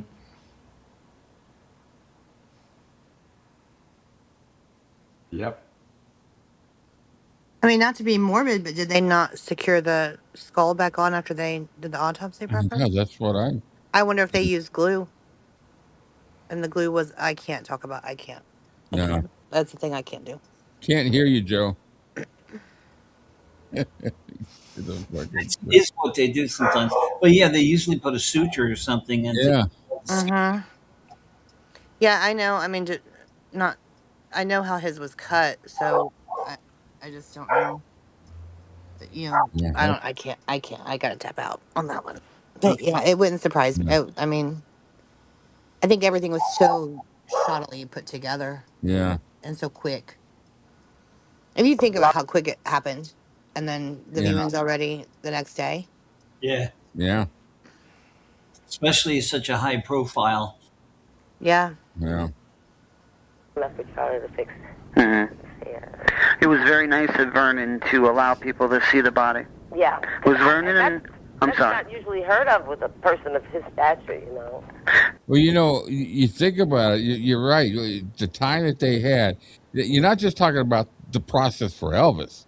Right. You're talking about what the city had to do to prepare for this, because we've seen the pictures. I Crowd think the control. city had to react. I don't think they even got to prepare. People Yeah, just. they were I like mean, you were reacting. there. You saw it firsthand. Yeah, they reacted at like it would have been a reaction like a tornado warning or something like that. You just got this amount of time Mm-hmm. to get this done, and you saw those pictures of that one guy. You know what? I still got a freaking Facebook. You need to email him because, know. man, if he's got a picture of you, that would be amazing. Yeah, those pictures show how busy it is. Yeah, it had to be just 2 pictures to the right. Yeah. I've got that thing saved on in my folder of your files, so I need to do The that. Amy file. Yeah, it's an Amy file. It's stupid Amy files is what. Yes. It, Oh, I sent you a picture that Sandy Pichon took of the mural, a part of the mural that Elvis painted. oh, okay. But that's her photo. She's the only person, I guess, who thought to take a picture of it. Oh, wow. Yeah, and I mean to let them do that. Well, they do that down south still to this day, don't they? They allow them to lie in state at the home. Yeah. Uh-huh. Yeah, I mean they don't do that up here. Us Yankees, we don't do that. That was very nice of Vernon to allow the fans to do that. Did you get along with Vernon? Oh yes, I did. Was he a nice man? He wasn't. Elvis was bright without having done a lot of schooling, you know. Mm-hmm. Vernon was not bright like Here we that. go. You know? Patty said the same thing. Yeah. He wasn't bright. He was. He always treated me nicely. You know? Yeah. I've gone to dinner with him. He and his girlfriend Jerry and I've gone. You know, we were one big happy family. Uh-huh. Here's the picture real quick, Walter. He painted part of the mural on the wall too. That's pretty good. I would have left it there. That's from the International. I wonder if they saved a part. I mean, it's all painted in the wall, but yeah, Sandy Pichon took that. Wow. That's pretty Oh, good. Sandy. I interviewed Sandy. Yeah, that's her photo. Yeah. I didn't think anybody would want to hear Sandy's interview, but She's got some great memories. she does. She was went to his house in the 50s. Yeah. I guess she was like, what, 11 when she first met him? She's got memories of Gladys and... Knew a lot of people. Well, Yeah. why don't we plan on listening to that? It's up on your webpage, right? I didn't think anybody would be. That's where the gems are, though. You know, with Yeah. those little stories of those people that nobody's like, look at Donna Lewis. All the gems that she has in her books. Yeah. Well, did you know? Amy, did you know Sue McCaslin? Mm-mm. She was another one that I didn't put up, and she was a fan club president in California, and she's the one I told you that she was a principal. She took all her vacation time off to follow him on tour, and the one time she would always follow the bus when it was going to the Lisa Marie to take off, and a couple times she went right out onto the tarmac because they must have thought that she was with He them. was a part of the crew. Yeah, Wow. out there, yeah. She And told this is Sandy Pichon. Sue McCaslin. Oh, Sue McCaslin. Sandy's the one that took the picture I sent you. Yeah, she's the one I co-wrote this book, that book. Yeah, That we'll one. have to do that interview. Got to do it. Cool. You use the same words that Patty does too. She says that you were all family, that you all had your own little quirks and stuff, and you all had your own little fights and stuff. But God forbid somebody come in from the outside and start something. That's right. That you were all family. Yeah. Yeah, that's true. Did goodness, I had a question on the. I so happen to be a very big Colonel Parker fan. Now, I know off the bat that you didn't care for him off the This bat, didn't but age you well. became very close. Yeah, we became very close. We used to go out with him. Did I just hear this, him say that? He's a very big Colonel Parker fan. Joe, answer for your crimes. Ooh, what? Me? Yeah, Yeah. you just said on here you're a very big Colonel Parker fan. I was. I told you that. Man. I told you that. Well, no, but I meant through collecting. Are you cured now? Have you been healed? Yeah, but I still have the collecting stuff. Of course you do. Oh, that's fine. Hey, before I forget, what are your thoughts on Patty Perry? Do you because some people say she really wasn't like the female Memphis Mafia member. Well, that's the Memphis Mafia people saying that. Right. So, did you interview her? Yeah. I thought you did. So, do you think she's just full of it, or she's just adding stuff, or? I think she felt that way. I just don't think the guys did. Well, but people always say Elvis had a way of making you feel like you were special or the only person in the room, or so a lot of that could have just been like her connection with Elvis. Well, she got a TLC, Yeah, so that's why I was surprised that they all kind of were like, no. Yeah. No, they go right against that. They do. She That's even crazy. said that. She always said that I was the only female Memphis Mafia member. She says that, something like, yeah, the guys don't like me saying that, but Maybe it's just the guys being douchebags. Yeah. probably. Okay, sorry, continue. If I didn't No, ask, I that's was all going to right. forget. I'm hearing stuff I never knew. Cool. On Sundays with he and his girlfriend for a long time after Elvis died. Mm-hmm. So, yeah. Oh, with Luann? Pardon me? With Luann? Yes, with Luann. Mm-hmm. Yeah, she's a sweetheart. Yes, she is. Hey, I loved you on the BBC radio, The Colonel. Oh, I didn't see that. You didn't hear it? No. I can send you a copy of the radio program. Oh, fantastic. Yeah, Charles Stone got it for me. I'll get a copy for you. You were great on it, and it's not going to be enough for people. People are just not going to like him. Uh-huh. It's Fan Thompson said it. The Colonel? Well, on the Colonel, yeah. Yeah. Well, the Colonel, he didn't care about anybody but Elvis, and but he would make you think he cared, which is important enough for me, Well, he took all the whacks, didn't he? Everybody else, if anything went wrong, people blamed the Colonel and didn't blame Elvis. And that's what the Colonel wanted. Right. Yes. He was the manager. Yes. Absolutely. See, I love that quote when you said that on the radio program. That. Blame it on the Colonel. The Colonel. He was the manager. That was his job. That's his job. And that's what a lot more people should do. Did I lose you again? No. That's got to be a record. That has got to be a record. I know, it's the phone. Well, you know what happened? I had it off I can't have my phone on when my computer's on. Mm-hmm. And I had left it just sitting on the dresser. Yeah. And so it wasn't charged. Mm-hmm. And now I'm in my bedroom and I'm talking on it. Well, I'm hoping not to be able to get all the interview tonight because I would like to be able to call you again, and because right now I'm kind of talking to you, and I'm a fan too, and I can't help but think like a fan sometimes. Oh, I got to ask her this. I got to ask her this. And anytime you want to ask me something, just give me a call. Oh, let me give you my cell phone too. Here, let me get a pencil. But they're always going to make the Colonel the devil. He wasn't. He was a very nice man who was interested in making money for him and Elvis. Mm-hmm. That's all he cared about. That was his job. That was his job. But the fans are never going to... No, they're not going to forgive him for that. No matter what you say, they're just not going to... It's not going to work. It's not going to happen. No, it won't. So what are you doing now? You got another show? I have another interview in about an hour. Mm-hmm. I'm just doing interviews today. Oh, yeah? Yeah. An asshole stays an asshole even if you bleach it. I'm so sorry. I was young and dumb. I'm sorry. I didn't know of Elvis-A-Z. They didn't exist back then. No. Well, I appreciate you doing that. Actually, You know Andrew Hearn, don't you? Yes. Yeah, he told me to say hi to you because he's using a couple of my interviews, and I asked him if he wanted to use this one. He said that he had done a interview with you. Yes, he has. Yeah, he's a nice man. He's a really nice man. So you're going to go overseas and do a tour, or is Elvis the concert doing it? Oh, yes, I'm going to go and do Elvis the concert in October, though. Mm-hmm. But the other girls aren't going. No. Do you see a lot of the band members now anymore? I mean, John Wilkerson was just in California. Oh, yeah, I saw him.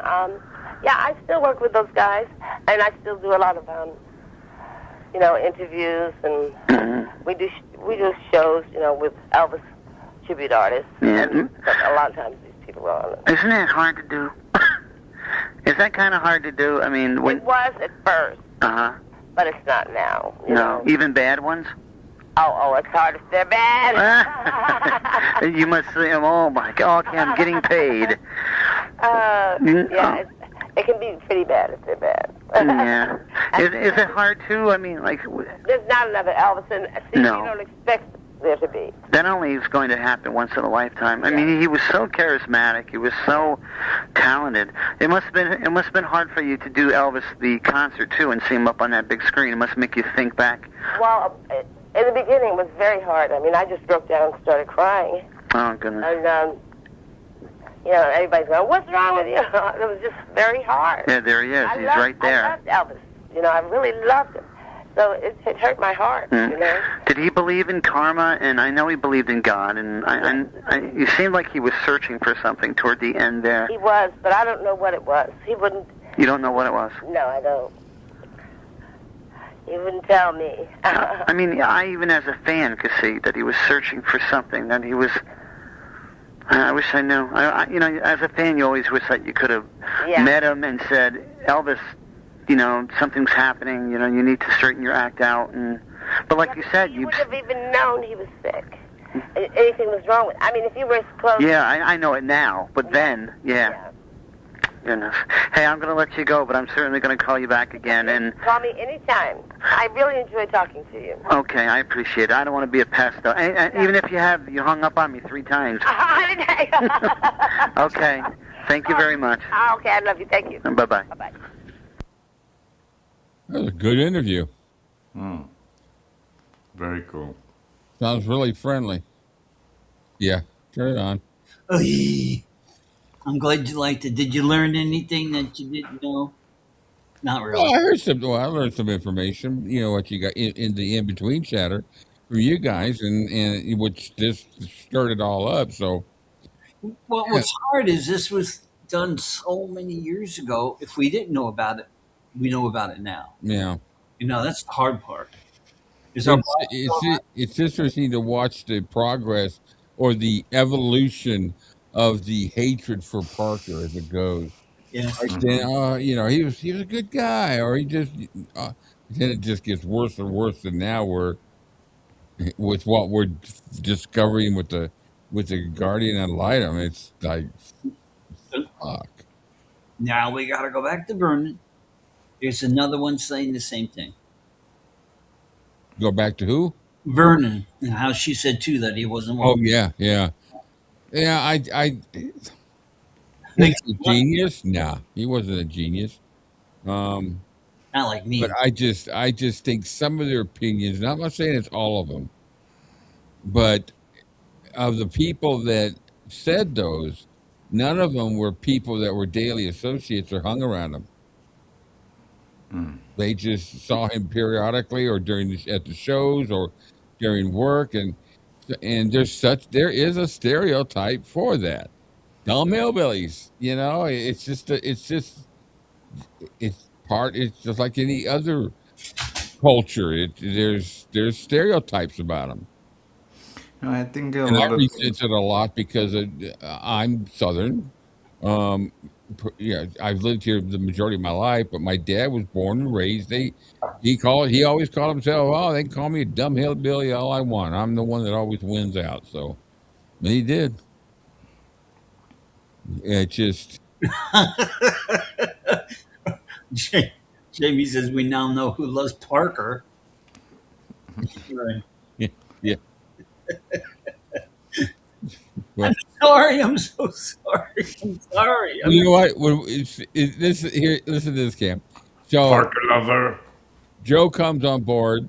He's not a fan of Lisa Marie. He loves Parker. Who else have we been? Have we gone through? And now here we are, 3 months later. Oh, He loves Lisa. He hates Parker. He hates. It's just, I hate times that Parker was in Elvis's life. That's what I hate. I hate him for those times. yeah. But I think in the 50s, he was brilliant for Elvis's. Oh, I think he was brilliant for getting his career going, no doubt. Yeah. I'm really disgusted with what I learned that he did to him financially in the 50s. Oh, yeah. But that's outside. We wouldn't have I don't think Elvis would have ever gotten to the pinnacle he did so quickly without Parker. I think he would have gotten there because somebody would have said, "Man, we got to push this guy."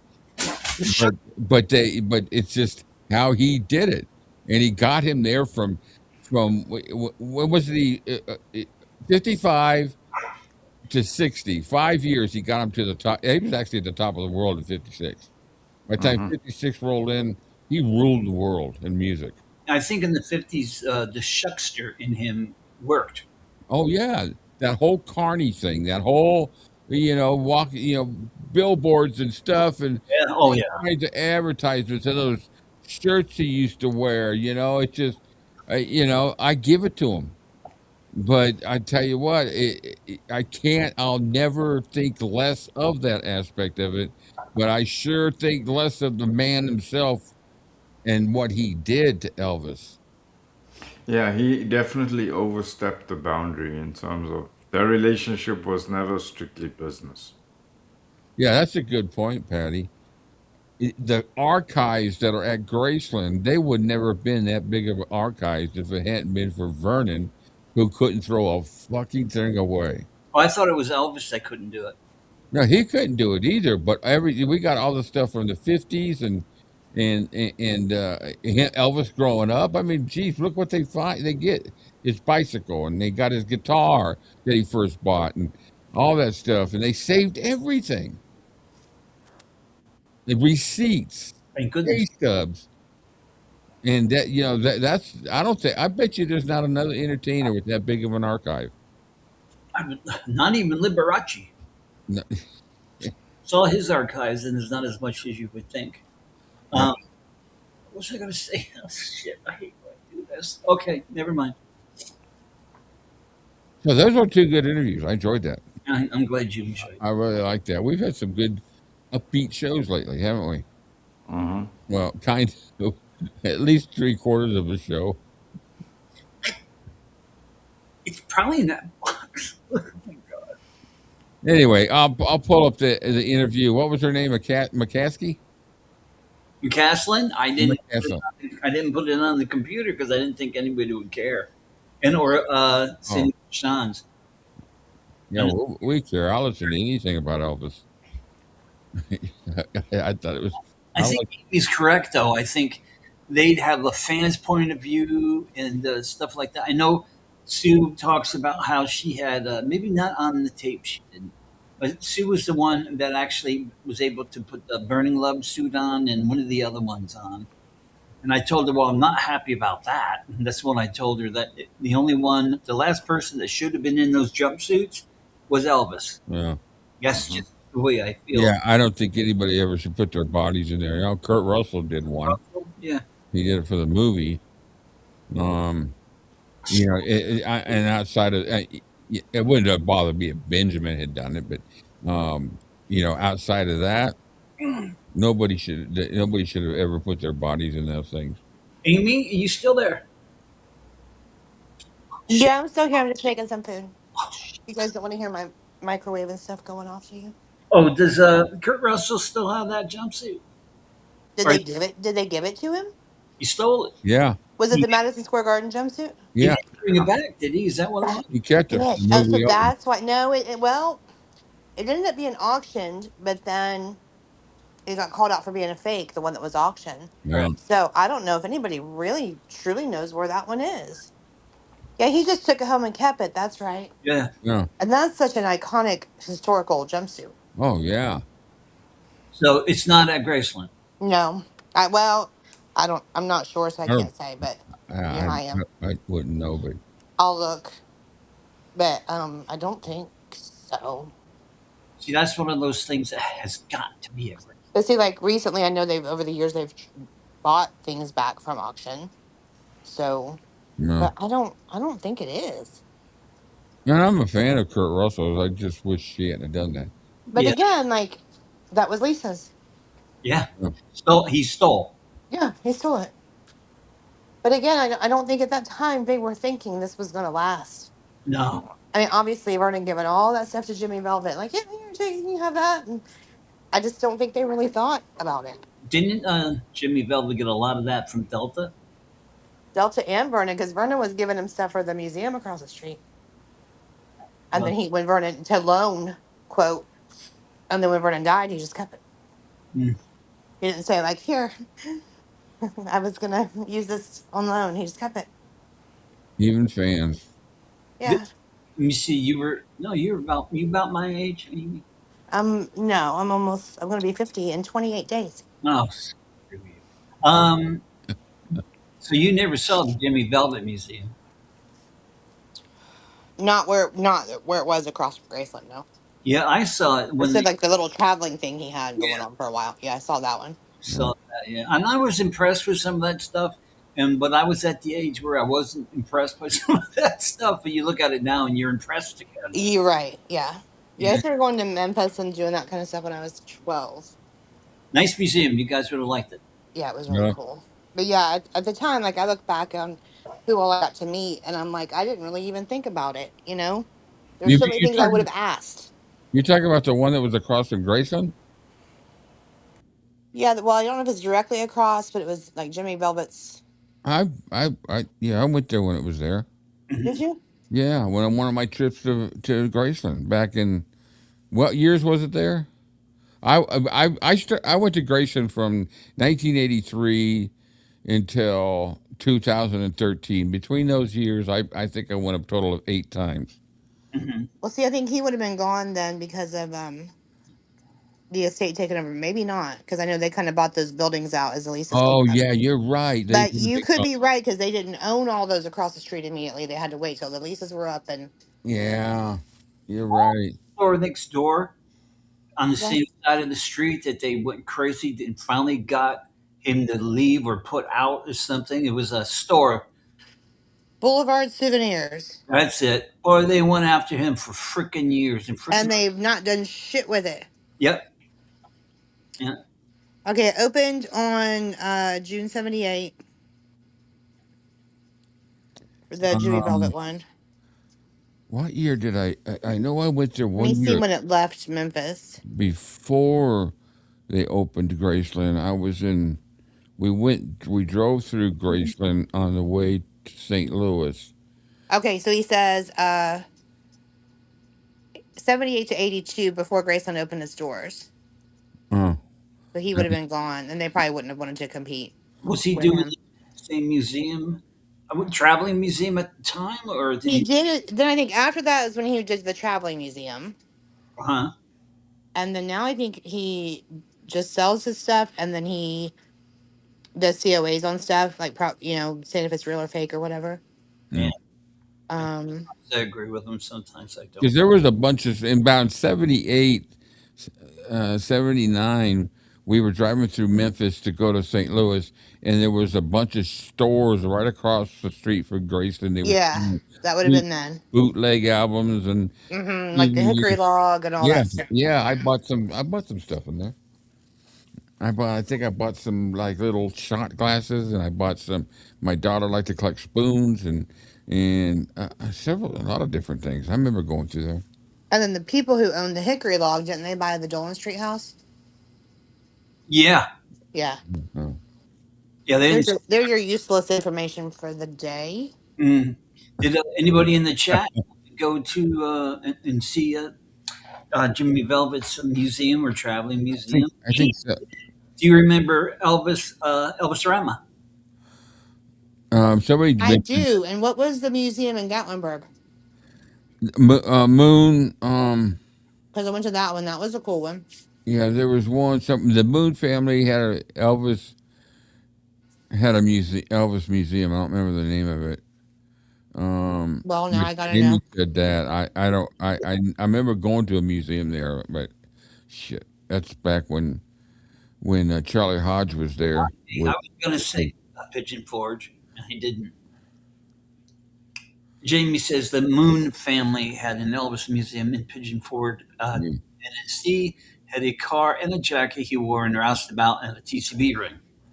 And a TCB ring. Yeah. Lamar, not Lamar. Oh my God, Lamar. Elvis-A-Z. Did you ever go? I never heard of it. No. I heard of it, but I don't think I ever went. Las Vegas, Elvis. That was out in Vegas. Yeah, see, I was too little. Oh, it was you poor thing. I know, nobody would take me. It was huge. I mean, it was very popular. Fans were going crazy that they closed it. Did they have the peacock out there at one point? I don't. They did have a jumpsuit or two. I think they had the peacock on display out there. We never. They had cars, but the one car wasn't Elvis. This is the one that he bought for Lamar Fike, which they have at Graceland right now in the car museum. I mean, which one? It's like purple or bluish, and it's got TCB on the door. Can you think of Elvis having a TCB on his door when he was trying to travel incognito? Oh, and there's TCB on the inside of all the headrests too. Yeah, that's not. That was. I think it's a Lincoln. Yeah, I got pictures of it. Yeah, beautiful car. Oh yeah, beautiful. But just think how many cars are out there that people are showing as an Elvis car because he paid for it. Many he never drove. Some of them he liked to drive just for the hell of it. But many he never drove. I got in trouble over the years for doing that and bringing up that it wasn't Elvis's car. It was the car that he bought for la la la.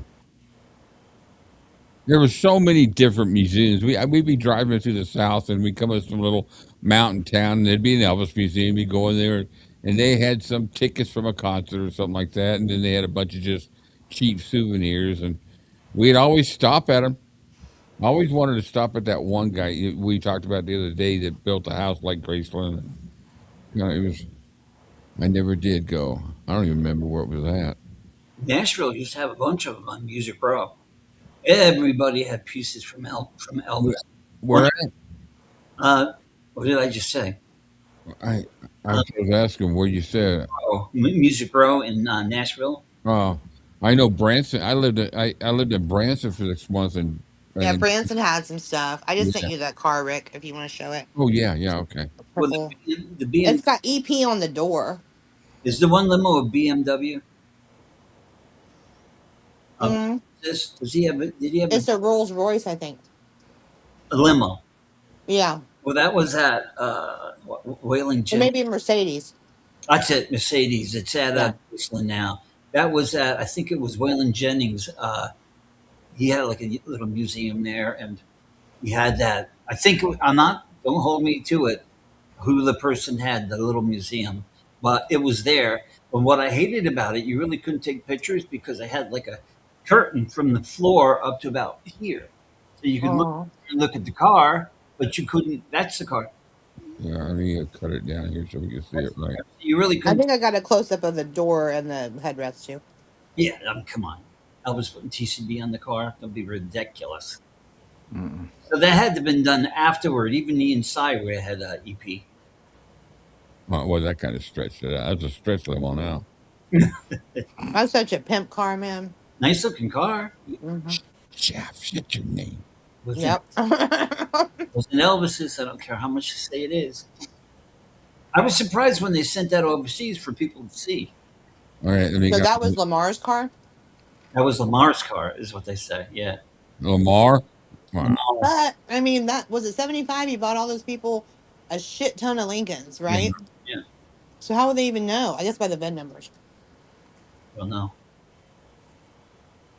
They need to watch. Oh, that's just the light shining off of it. Oh, they don't take care of those cars at all. No? Nope, they got flat tires. What? Oh, yeah. In the museum? Now, the purple caddy has flat tires. People are taking chunks of paint out of the side of it. Idiots. Shitting Let's me. talk about it. They don't, No, there's no alarms on that shit. they don't have Heck there's no. not security watching. No. And they give you this little talk when you go on the bus, like, well, there's cameras everywhere. If you get caught, you go to jail. And there's nobody there. You know, if I saw that, I'd be There it is. You can see the TCB on the Yeah, I'm gonna pull EP it. on the handle. Yeah, Yeah, you can see the T. Yep. yeah. EP. I'm sorry, EP. EP, man.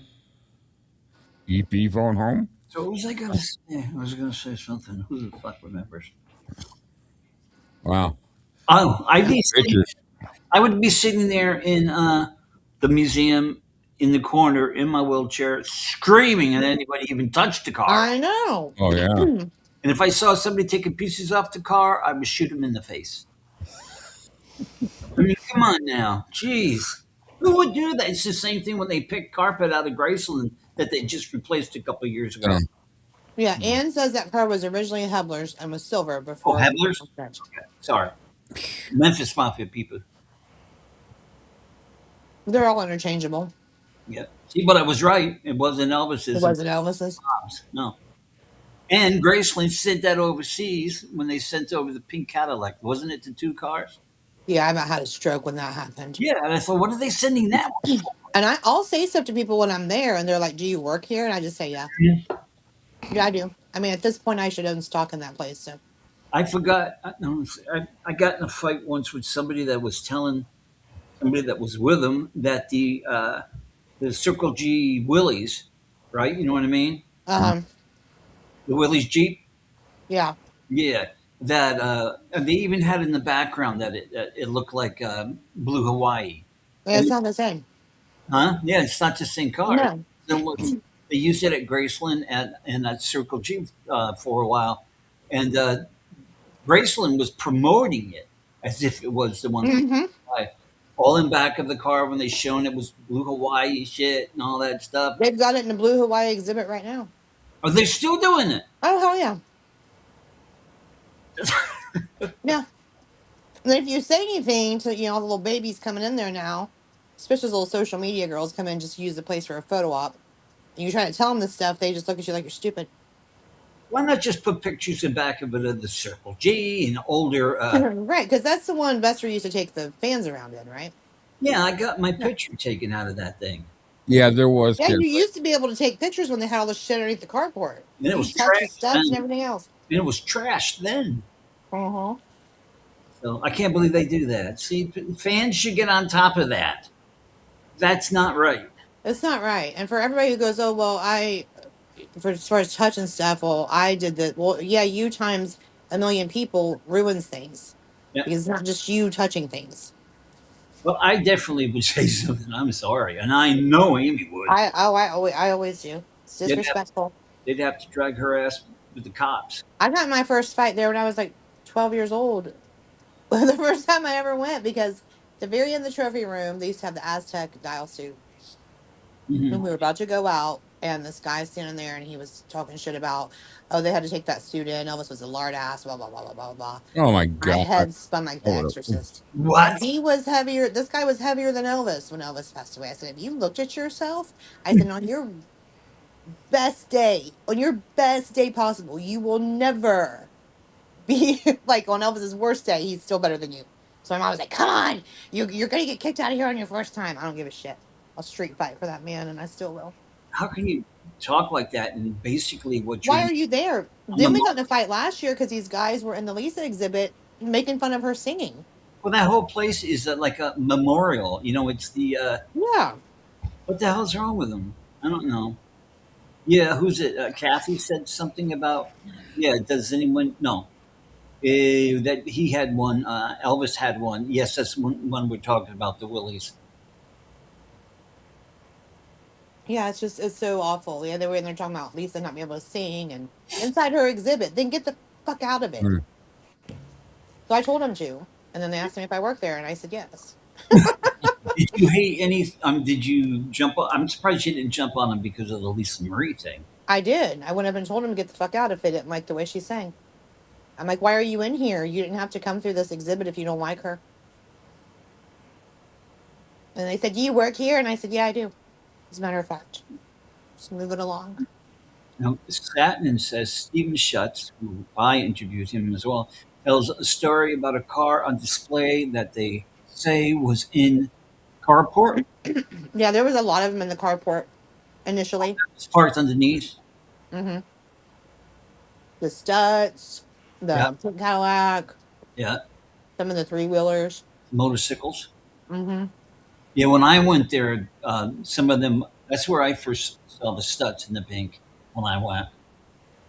Was outside, which was cool. It's crazy when you think about it. That was cool. I mean, you were right there. You know, they don't do, and you want to talk about dirty because they were outside. Yeah. So. Wow. The glory days. I enjoyed that talk. That was nice. Invigorating.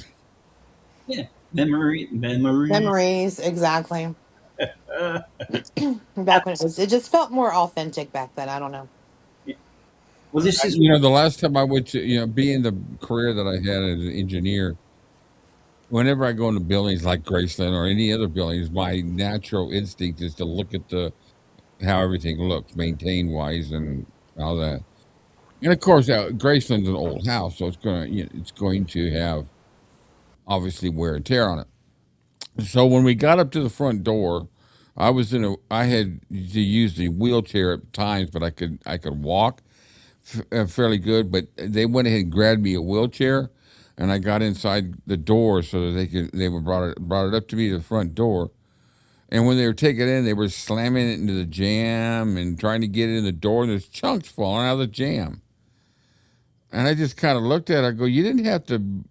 You didn't. She said, you don't have to be banging the jam. I said, this is Graceland.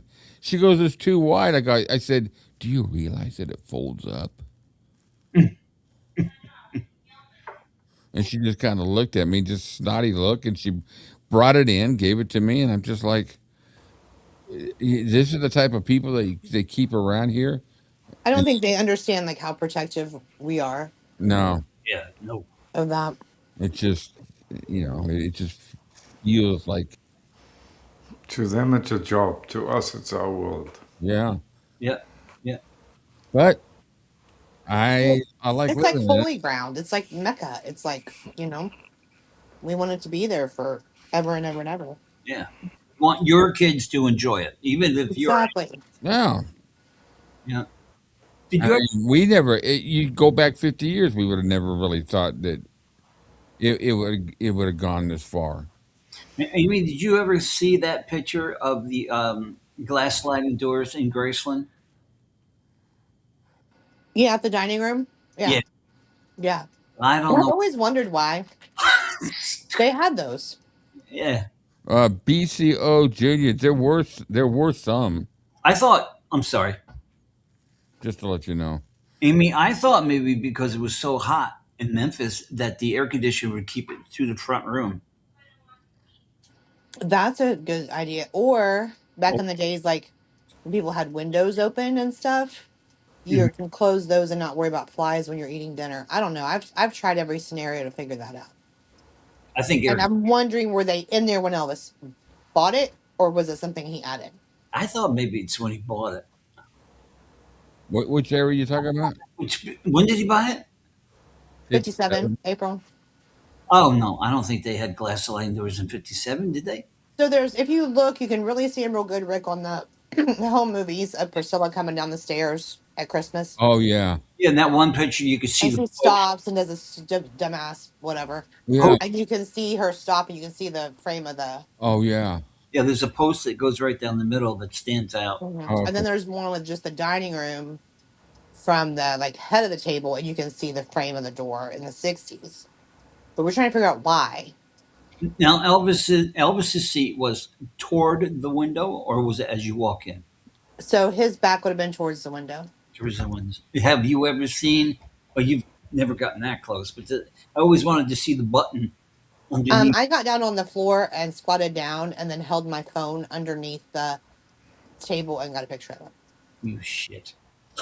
Why were you in there that close to the table of not God, but an Well, I? if you could do it from a front angle, like go to the very edge where the ropes are.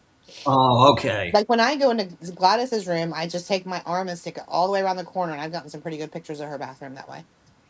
Really cool. Yeah, they laugh at me because I'm always doing acrobatics in there to get pictures. I wish I could acrobat and see the upstairs.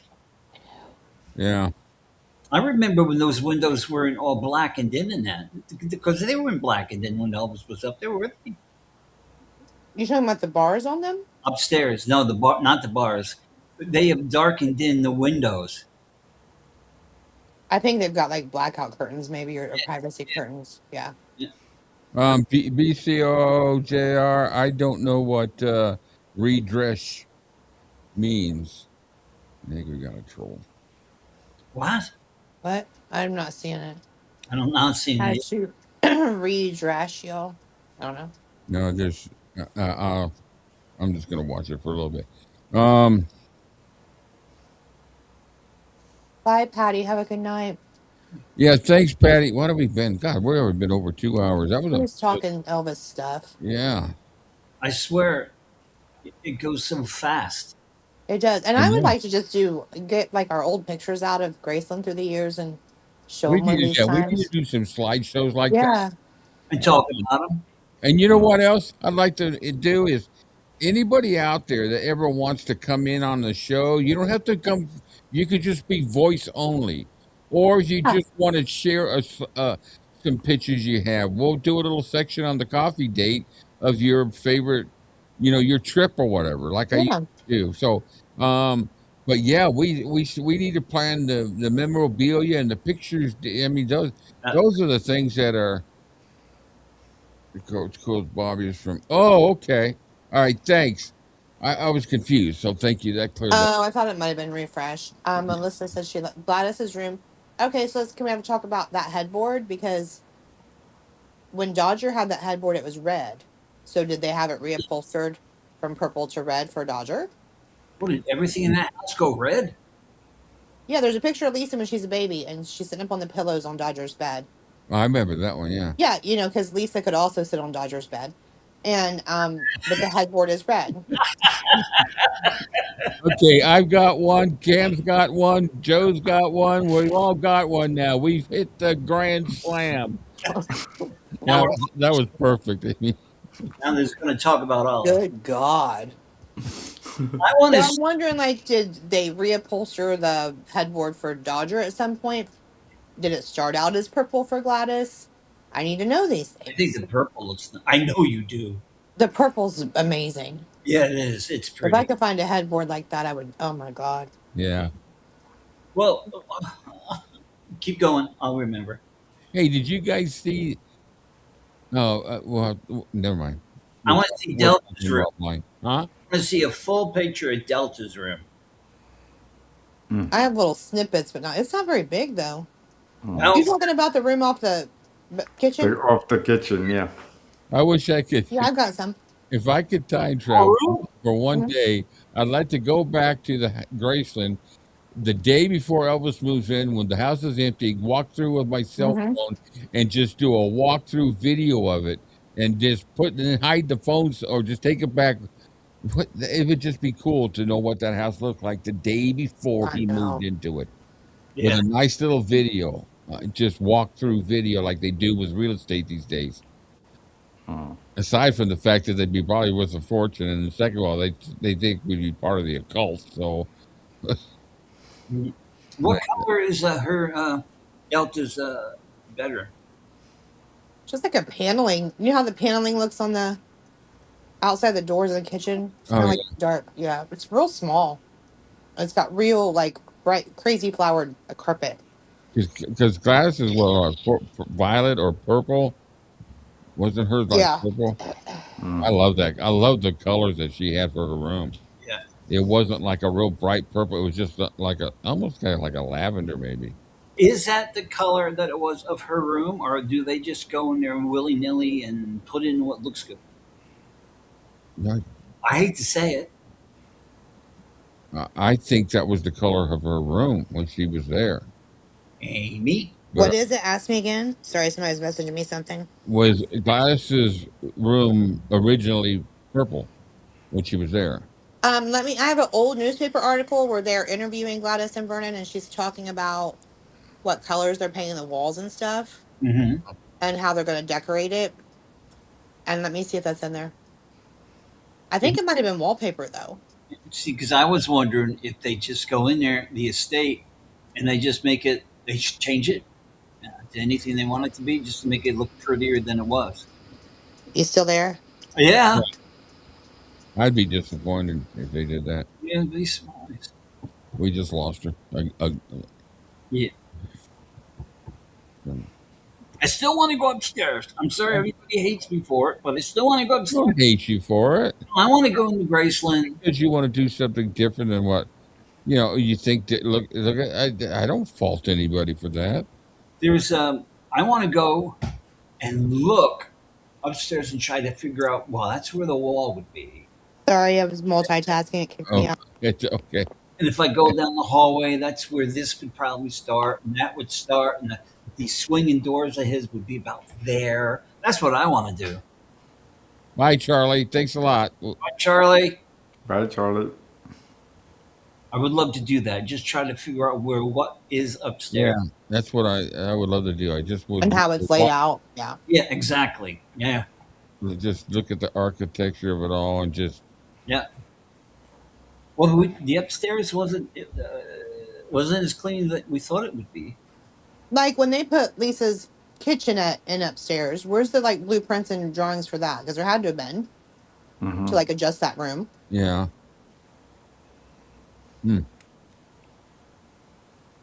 I need to know all of it. Well, weren't you surprised though when you saw those pictures? It was wallpaper and later painted. Said. You talking about the ones you showed us after? Yeah, but it made sense to me because I'm like, oh, there's her kitchen. Thanks. Well, Elvis had a red in the bedroom, so just feel he was fine with it. Just my opinion.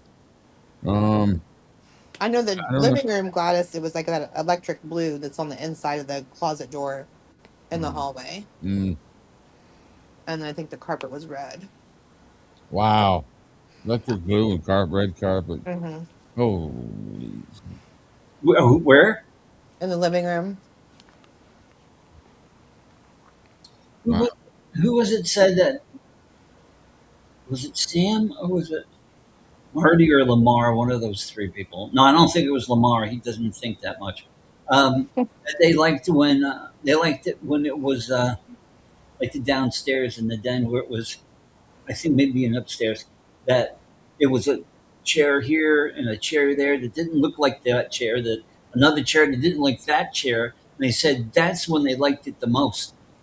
Oh, it was a jungle room. Oh, when it was just basic, before it went all, Yeah. Wow. How did we get off on this? I don't know. We could just ask all kinds of questions about life. We were talking about the maintenance of the place and how they were treating it and all the different. Well, the next thing you know, we're inside the house. We're planning out the upstairs. And we're interior decorators for the day.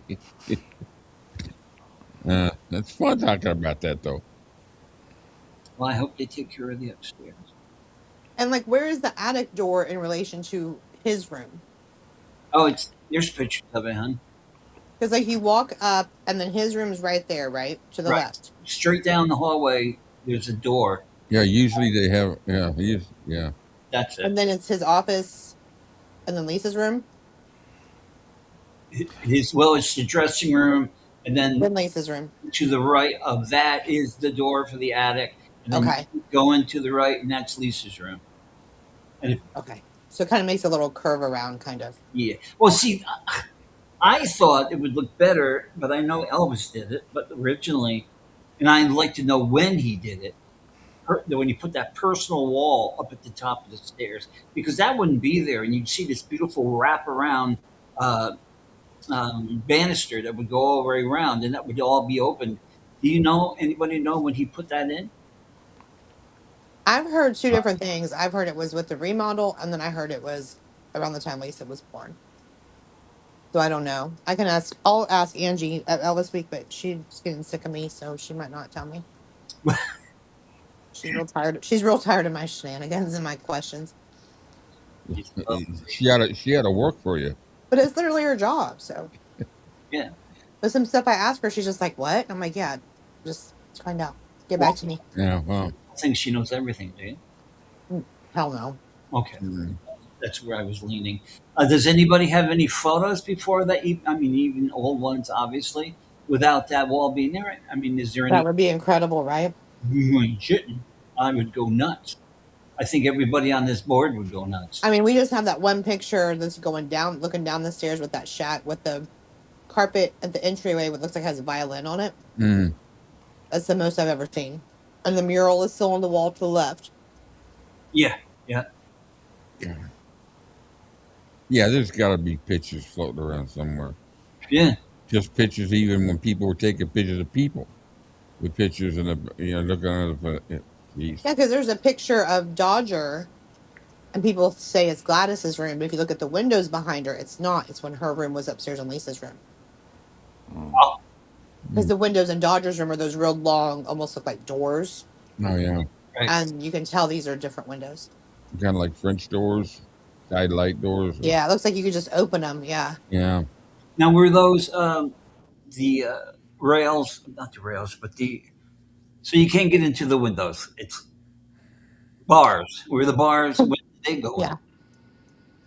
And they're locked from the outside, which is crazy because that wouldn't fly today. No, but were they there when Elvis was there? Yeah, he put them in 66, I think, or 67. Wow. Mm-hmm. Yeah, that time you couldn't open from the inside to get out. Now you have to have a thing where you can get out. Wow. Thank God there was never a fire. God forbid. Yeah, because what would they have done? I mean, yeah, they've all got padlocks on them. Yeah.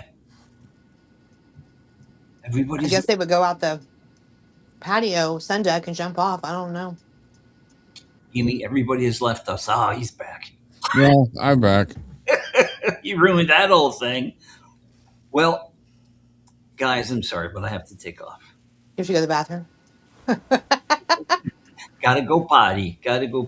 So I had a good time. Y'all leaving now, or should I stay on for a couple more minutes? Yeah, I gotta leave too. I gotta go back to my nap. Let's say goodbye to everybody. I hope you enjoyed this. 2 great interviews. Thanks for the conversation. Thanks for the support. We love every one of you. You guys are great. So Sunday Gospel tomorrow at 10. Email me if you want to know how to get to it. Otherwise, we will see you hopefully at Coffee Date. Hare Krishna. Bye, guys. Bye. Hi, guys. Pray for you. Rick phone home. We forgive everyone.